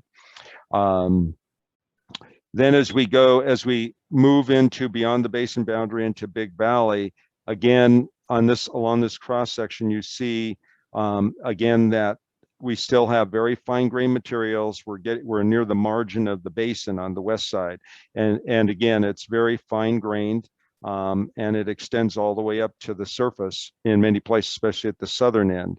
But it basically tells us that the groundwater situation in terms of the lithologies are relatively fine grained, and that does have a bearing on the amount of water you can pump, what's called the drawdown, which is when you turn on a well from static water level to pumping down the water level, that difference between the two, and how much water actually reaches the well. In the subsurface, although not shown very clearly here, there is an aquifer that's called the volcanic ash aquifer, and I know many of you are well aware of it, but it's a very, very, very thin ash layer. It's called the lapillae tuff, but it's basically an ash deposit. When volcanoes erupt, they often erupt ash that comes out. In this case, probably Mount Konocti or another volcano was erupting ash, and it got embedded in like a fossil. It got embedded in the soft sediments of the lake bed deposit and got preserved. However, it actually is a fairly prolific aquifer or water-bearing deposit, even though it's very thin. And a lot of drillers, especially those that operate in this particular area, they are very aware of it, and they have logged it very carefully. I've noticed that, the local drillers know it's there, and they'll show it in the logs. For some of the drillers who come from outside the area, I've noticed they often miss it. And so, as we've talked about, collecting data, someone who's local recognizes that it's there and they're looking for it, and the people from outside the area often, will miss it. And so there are gaps in those data. And when Eddie spoke to the idea of putting in like a multiple completion well and certain things like that, that would be one of the things we would definitely be looking at, is where is that the volcanic ash layer. So we'd definitely be looking for that to try to install one monitoring well in that, so that we could actually characterize that a little bit better and be able to connect the dots. Okay, next slide, please. And Tom, I don't know how many more slides you have here, but you have about 5 more minutes. Okay. Okay. Okay. In terms of boundary conditions, as I mentioned before, on the west side, well, and completely basically underlying the entire basin is the Franciscan Formation. And that crops out all through the west, the south, and actually even underneath the Clear Lake volcanics, which are on the east side, which flank the basin on the east. But the Clear Lake volcanics have actually erupted through the Franciscan, and so they've intruded it through the magma chamber, and then they've spread out over the top of it. So our other cross sections of the 8 cross sections, you can kind of see that in places. In terms of basin boundary, I know Eddie kind of showed something of this nature, showed a couple of cross sections in terms of a basin boundary. This green line here is, of course, the boundary between the Scotts Valley groundwater basin and the Big Valley Basin.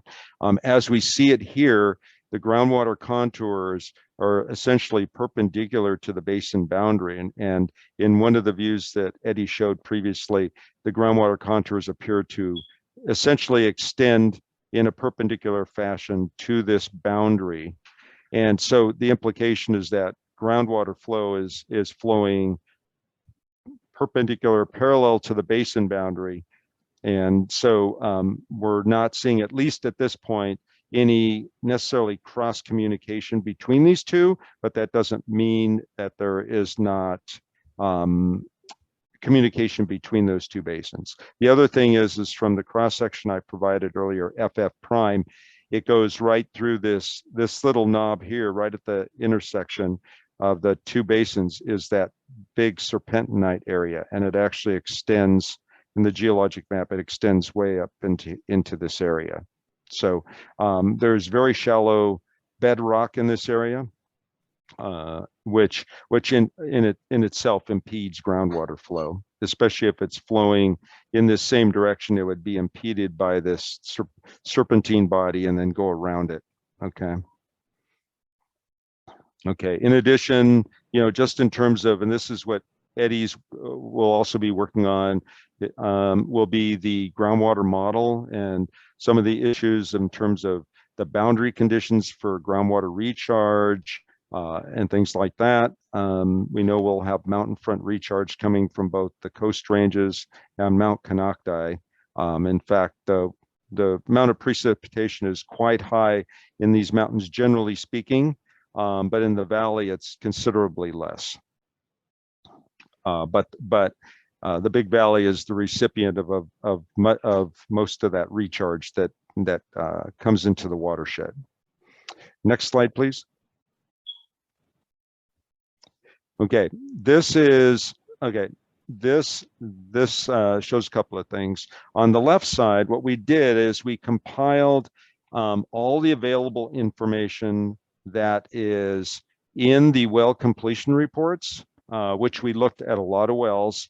I forget how many there are, but there's quite a few. And what we did is we categorized them by the completions of those wells. So in one case, the first item here is the alluvial aquifer, alluvium aquifer. That is basically the material that would be combination alluvium and lacustrine deposits to the bedrock, essentially, not including the bedrock. And in that case, what we did is, in often cases, we don't have what's called the aquifer transmissivity. That is the ability of the aquifer to transmit water laterally to a well. However, what we do have are things called the what we call the well specific capacity. And what the well specific capacity is, it's the pumping rate of the well divided by the drawdown of the well, where the drawdown is the difference between the static water level when the well's not pumping and the pumping water level when the well is fully operational. So that difference is called the drawdown. And what we do is we use some empirical relationships that were developed by Todd back in the late 50s. And we use this empirical relationship to calculate the specific capacity multiplied by this conversion factor to get the transmissivity. Okay, so, and again, there's not a large amount of data on the pumping rates or the drawdown in many of the well completion reports. So this is actually very incomplete. There's a lot of data gaps, but we tried to see what we could find in summarizing this. So what we see is in the alluvial aquifer, basically what we're seeing is transmissivities that range from low, which is 2 feet squared per day, to greater than 100,000 feet squared per day, which is very high, which is you would expect from a alluvial type aquifer. In the alluvium volcanic material aquifer, and the reason I'm calling it volcanic material aquifer is because in the subsurface, we have a number of different types of volcanic materials. We have the volcanic ash aquifer, we have some volcanic conglomerate portions, and we have some other types of materials that are labeled as volcanic. And so what we see here is that the low end is a little bit higher in these mixed perforated areas of wells, and it's upwards to greater than 5,000 feet squared per day. So what we're seeing, it's reduced quite a bit in terms of the transmissivity. And then when we get to the alluvium fractured bedrock aquifers, it's the same thing. It's much lower because most of this is the water is coming out of fractures in the rock, whether it's the Franciscan Formation or the Clear Lake volcanics. And then finally, the fractured bedrock aquifer only, where the wells have been screened only or perforated within only the bedrock, you see how low those numbers are. It's 2 to a little bit greater than 2,000. So this kind of gives us a little snapshot of the kind of more or less kind of what you may even get from a yield of a well based on where it's completed or where the perforations are located. Tom, we're at time, and I want to be able to give everybody a bathroom break, kind of the important part of the agenda. So do you have just any other 30-second, 60-second kind of wrap up that you want to do, or And I will also let everybody know that the HCM, the hydrogeological conceptual model, will be its own ad hoc or subcommittee. So this won't be the only time that you see this. It's just kind of an introductory look at it. Okay. Yeah, just to summarize, so basically we've looked at a lot of data, amassed a lot of information in the geologic cross sections, which will be in the next GSPAC meeting, or the HCM GSPAC meeting. And so we'll be presenting all that information in much more detail. So you'll be able to see that, and I'll explain what that means and answer any questions you may have. And for any members of the public who are here, who are joining us, those subcommittee meetings on the HCM, as well as the others that we're going to be talking about, the SMCs, will be available and posted and open to the public to be able to sit in on and do a deep dive into the information. So, all right. Well, with that, I'm going to let everybody have a 5-minute break. And so we will come back, we'll say 12:45. By 12:46, we'll start again, but please take a moment just to take a break, stretch a little bit, and we'll see you in a few.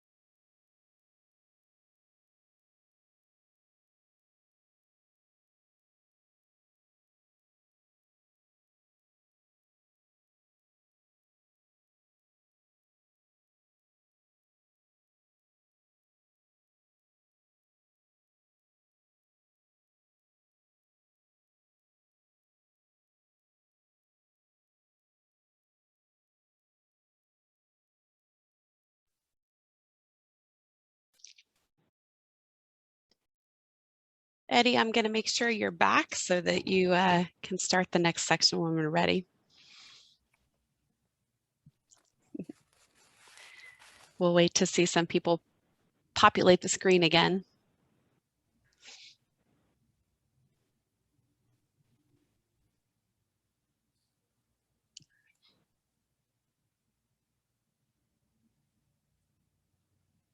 And as people come back and join us, I do want to say that if you do have questions that follow suit to things that people are presenting, if you want to put them in the chat, we keep those, maintain those.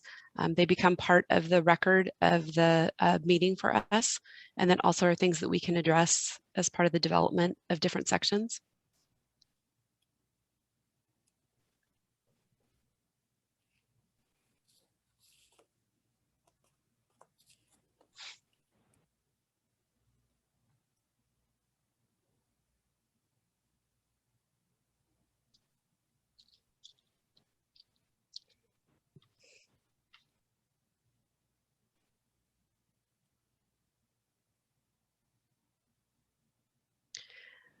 All right, we will go ahead and start to move forward. We have one other section we're going to be talking about some of the ad hoc and subcommittees.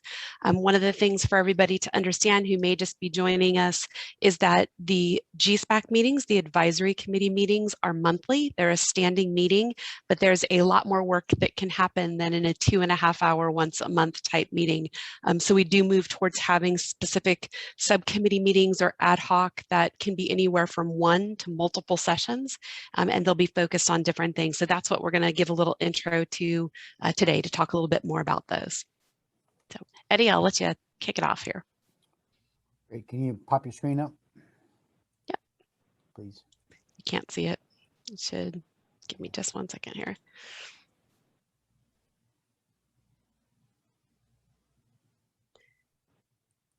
Can you see it now? Yes. Can you go to the Okay. next slide? Yeah. Yep.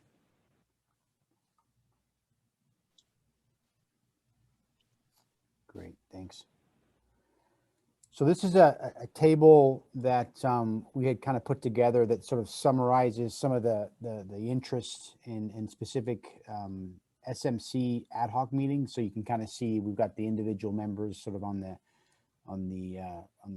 left-hand side of the table, and then you can see on the top right upper corner we've identified at least 5 potential topics that we could cover, our specific topics we would cover during those ad hocs. There probably will become more as we kind of move through the process. But one that we've sort of seen come up that requires, I would say, probably a more detailed initial dive into the details on this is the sustainable management criteria.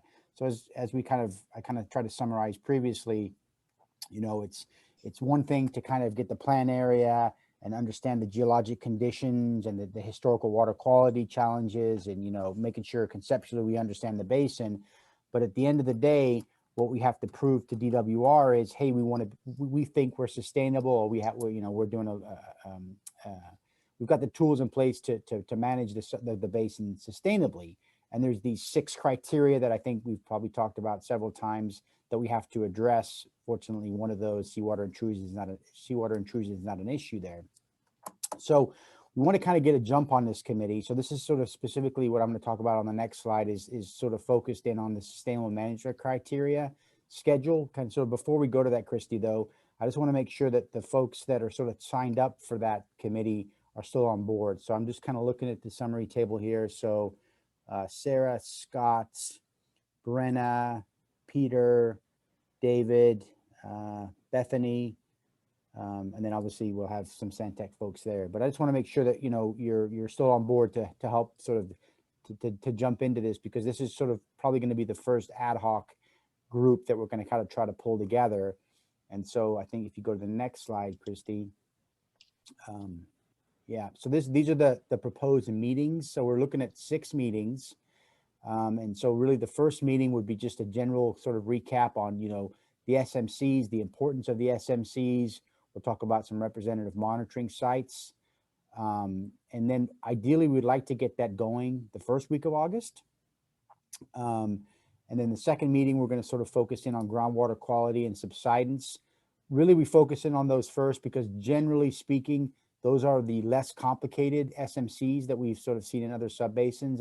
And again, we all realize there's sort of individual analytes that perhaps, you know, as Sky had mentioned, that we want to look at, but we've got to make sure we've got a historical record to sort of incorporate that into our analysis. So I think groundwater quality and subsidence, we can get that completed within, you know, one meeting. Meeting 3 will probably focus in on groundwater levels and change in storage. I think fortunately, in this particular basin, water levels have been pretty stable for the last decade or two. So then again, that kind of leads into looking at storage. Has been generally the bathtub has been full, some cases not. But again, I think it's a topic that we can cover within one meeting. And then meetings 4 and 5, we're going to talk a little bit more about the surface water depletion SMC. And then the last meeting, we just kind of pull it all together, make sure everybody's on the same page, and it's just a good time to kind of bring it all together. So those are the proposed meeting subjects. So we're looking at 6 meetings. I think my understanding is those individuals that are signed up, bravely signed up or volunteered for these specific topics or this particular ad hoc. I think we're going to try to send out maybe a doodle poll. I don't know if it'll happen this week or early next week, and just try to get some dates and times that will work for you all. I anticipate each meeting probably being about 2 hours. And so I think with that, Christy, that kind of summarizes up sort of my 2 items on sort of just an overall, you know, we've got the committees formed, and now we're starting to dive into, you know, actually getting those specific committees scheduled. Did I miss anything? Okay. So anyway, I guess before we kind of jump into that, are there any questions, I guess, from the SMC committee members? I don't know, maybe might want to go back to the summary table so folks can remember which ad hoc they signed up for. But the idea is we'll get a doodle poll out either later today or early next week, and it'd be great to kind of get these on a calendar scheduled. So, okay, I don't see anything popping up in the chat. So I think Ibrahim's got something similar. He's going to sort of focus a little bit about the groundwater dependent ecosystems. I don't know if there's a slide for that or not, but there is. There is. Look at that. So well organized, this team. So well organized. Yes. So similar to what Eddie described, we're going to follow similar process. We will have 3 meetings specifically geared toward the GDEs. One to discuss the identification of GDEs, which was basically an early draft of that was documented in section 2.2.3. That was just finished review. After we kind of amend the section and revise it, then we would go through that and just make sure we got the blessing. That's how we have properly identified the GDEs in the basin. Then we will have a next meeting to discuss the potential groundwater management, potential effects on GDEs due to groundwater management activities in the basin, what those effects might be. And then the last meeting is monitoring and management actions for GDEs.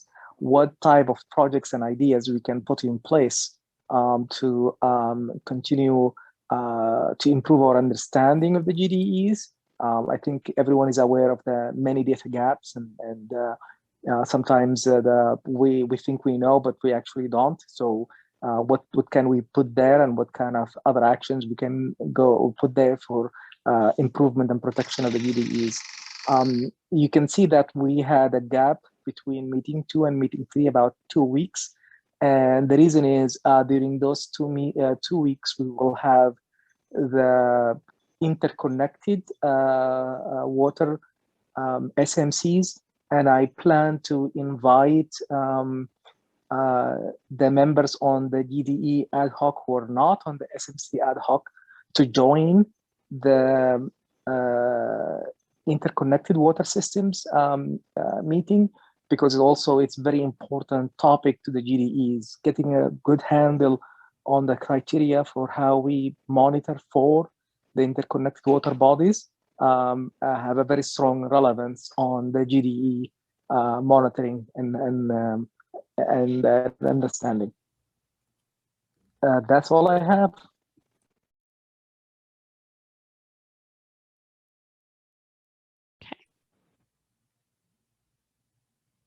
Any questions on the process for the subcommittees, ad hoc committees? It'll be nice to give everybody opportunities to actually have longer discussions and things like that than just our monthly meetings. So, and I also want to say, I'm going to go back to the slide where we have everybody's name. If for some reason you, given the volume of meetings that there are, don't want to be part of one or see one that you would like to, this is not a situation where you have to commit to all or nothing. We definitely want people's participation in them. The people who are going to be there steadily will be very helpful because they'll have all the different facets of it as we go along, but certainly don't feel like you can't, jump into one of the meetings and just kind of hear on a particular topic that you're interested in as well. But we do ask that working group people try to get to all the meetings. Okay. Coming soon to a doodle poll near you. Sarah, did you have a question? Yeah, thank you. Did the projects and management actions and also the GSP implementation finance, did those get discussed yet, or are they going to be developed later? And we'll get some info on that later. The latter. We're starting off with the things that we know are going to be the biggest chunks and need to move along quickly. So, thank you. Yeah. David, did you have a question? And then Peter, I'll get to you next. Yes, I'm just, because of the timing of all of this and what I have in front of me on the rest of my life, I'm just wondering, is there a lot of reading involved in preparing for these meetings, or are these basically going to be give and takes, presentations, questions, answers, and then nothing until the next meeting? I can address the SMC piece. My goal is to give everybody a fundamental understanding of SMCs and then, drive the discussion during the specific time period, and try to agree or at least get some kind of consensus. So I guess what I'm saying is I'm going to try to avoid sort of giving these, for lack of a better word, homework assignments. I kind of want to deal with it sort of, during the meeting. I mean, it's always great if folks have perhaps have a better understanding or have time to read, a best management practice. But again, I agree, this is taking time out of your other activities and duties. So my goal is to try to make it as less painful as possible and just sort of capitalize on the time that we have together. The same thing apply for GDEs ad hoc. It will likely be just the presentation and discussion during the meeting itself. Thank you. Peter, did you have a question or a comment? Yes, 2 questions. One is, if we see a category that we did not volunteer for, but now in reflection think we should or would like to, is that possible to get added to a subcommittee? Absolutely, yes. What you can do is you can drop a message to, let's do it through the facilitation team. So to Maritza and I, just an email to us letting us know, and we'll make sure that that gets populated onto the project manager's list. And my second question is, as I look at the list of individuals, it looks to me like Sky has escaped so far. And so I call that Sky's attention to that. Unless I can't read everybody on the column, it looks to me, unless there's another page and other people. But no, I have not volunteered for any of this because my presumption is all going to require ready Zoom access. So I'm feeling I'm not going to be able to participate. Okay. Or I can't commit to participating. I just thought they might somebody missed you, Sky. That's all. No, not in this case. That's accurate. All right. Thank you. All right. Very well then. We will get you properly populated with the doodle polls and survey your time. And thank you in advance for helping out. Okay, so we're moving on to item 6.2, which is a bit of housekeeping for all of us. We now have standing meetings, which is the fourth Friday of every month for the GSPAC meetings. But when we get to November and December, which seems like a long way off, but it'll probably be next week, they clash with some holidays. And so wanted to propose and see if anybody would be object to, rather than having it in November, which it falls on the Thanksgiving holiday, is having it on Friday, November 19th, which is just the week prior to. And then the second movement is for in December. It falls on a holiday, and rather than putting it a week ahead or a week back to December 17th, putting it back to December 10th, knowing that some people may be on holiday for an extended period of time during that time. So looking at November 19th and December 10th, same time frame as always, which is the 11 to 1:30. So we'd just like to propose that. If anybody, is object to that, then they can certainly just put it in the chat or however, but David and Peter, you still have your hands up. Is that from the previous go around, or did you have questions in regards to that? No questions. Okay. All right. Well, we will go ahead and move those meetings so that everybody can get them on the calendar. We'll get that posted on the website so that everybody knows that those meeting dates will be changed for those particular 2 months. We likely will have something in January as well that comes at the time that the submission is due, but we have not set that one just yet, but we will at a meeting here pretty soon. So, all right. Well, with that bit of housekeeping, we have arrived at our point in our meeting that we include in all of our meetings, and that is to be able to open it up for anybody who might have any kind of public comment, wants to address anything that was on the agenda or any other things. And I will say, I think that somebody put it in the chat earlier. We'll put it up again. We do have an email address where you can make comments at any time, and then we receive them and we incorporate them into the process. But if anybody is out there and would like to make a comment or ask a question about anything that, I know we've given you a lot today, but ask a question, please do raise your hand and we can get you at this time. Christy, I would like to point to the comment that Terry Loxton, she was not able to stay for a public comment, but she did add a comment to the chat. Okay.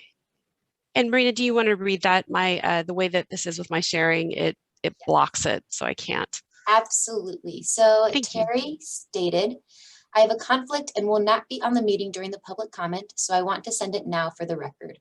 Earlier in the meeting, a tour of the Main Street Bridge over Kelsey Creek and Adobe Creek Reservoir was presented, and it sounded like not all GSPAC members were invited, much less were aware of this important tour for the consultants to ground truth the area.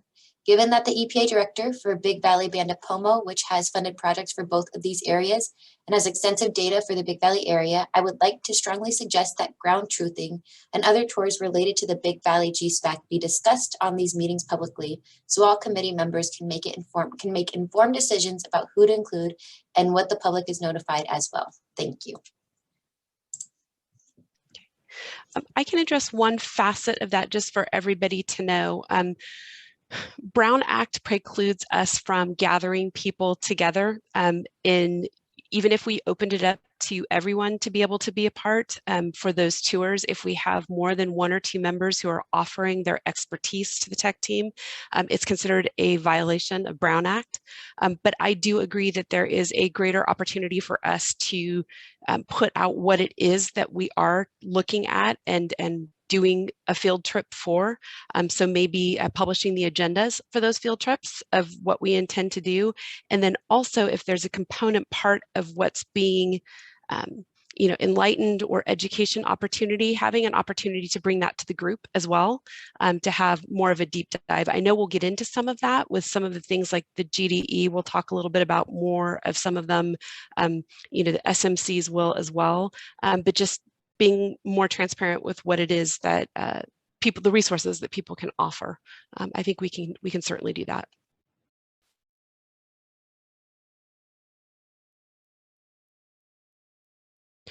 Ngudu, did you have your hand up? Yeah, I just wanted to ask if this subcommittee ad hoc meetings are open to the public.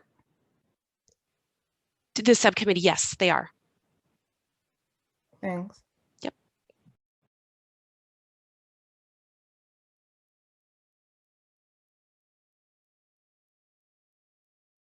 Any other comments, questions? I guess since my hand is still up, I can Sure. for the comment. You bet. So for the sustainable management criteria, for instance, right, that's a very technical piece.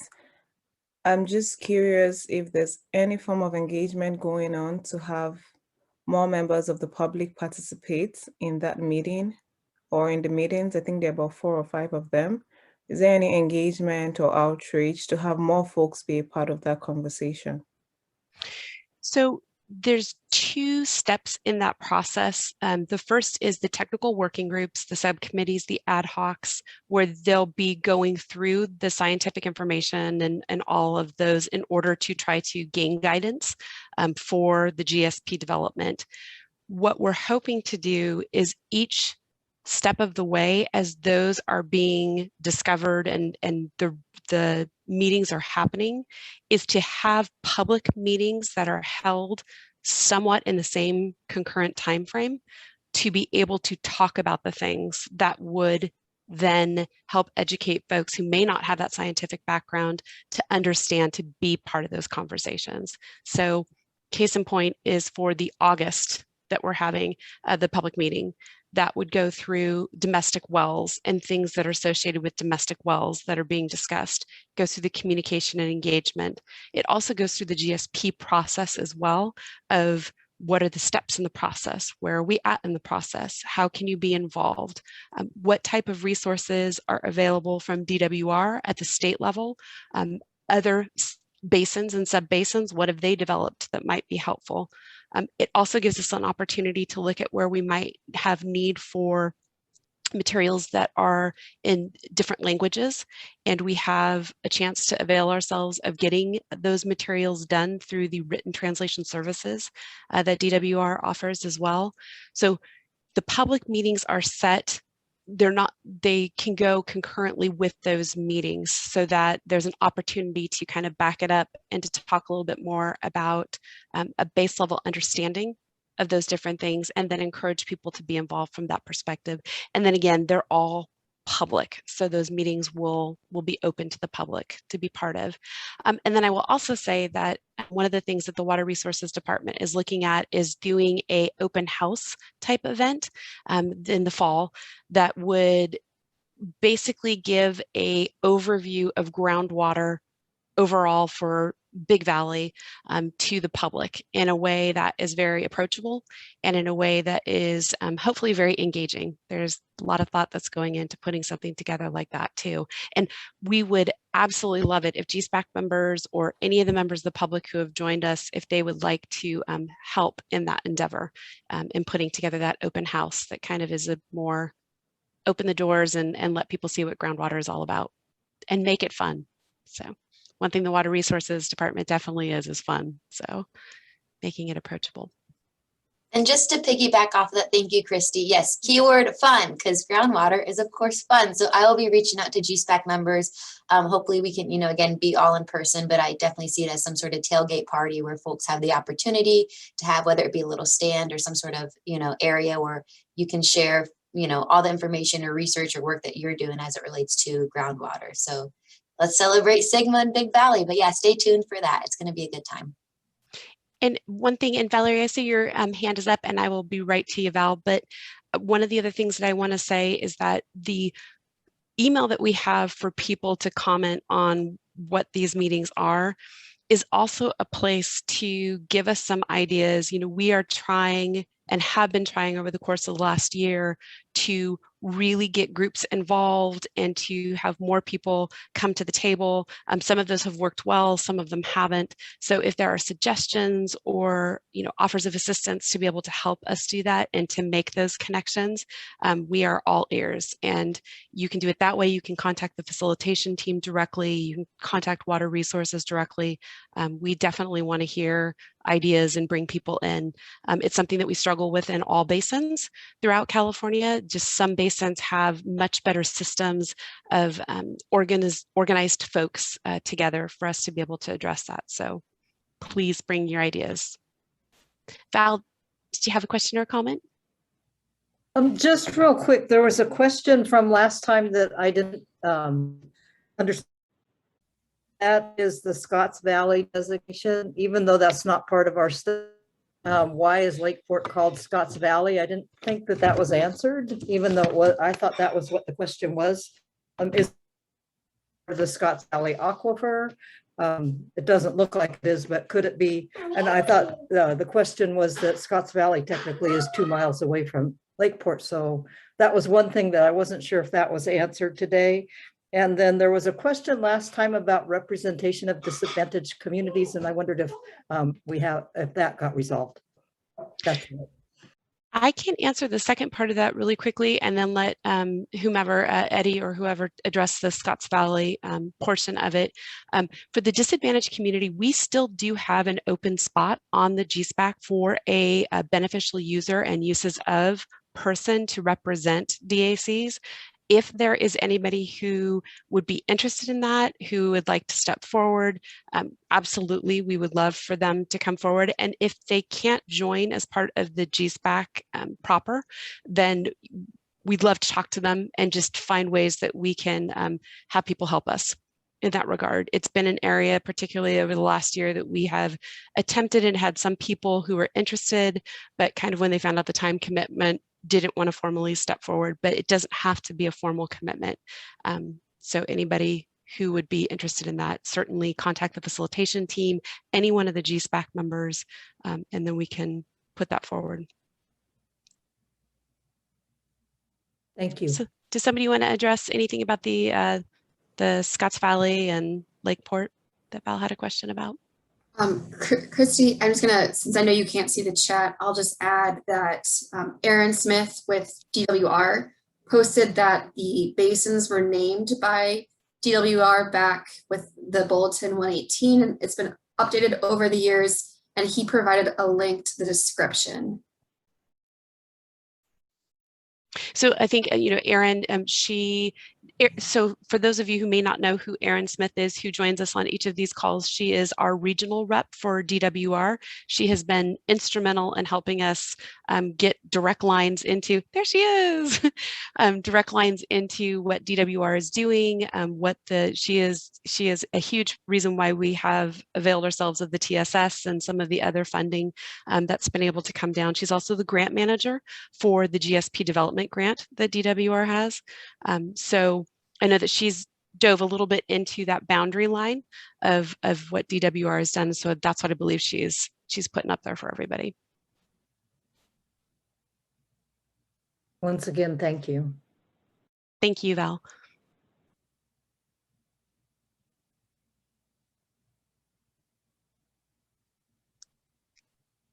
Any other questions, comments?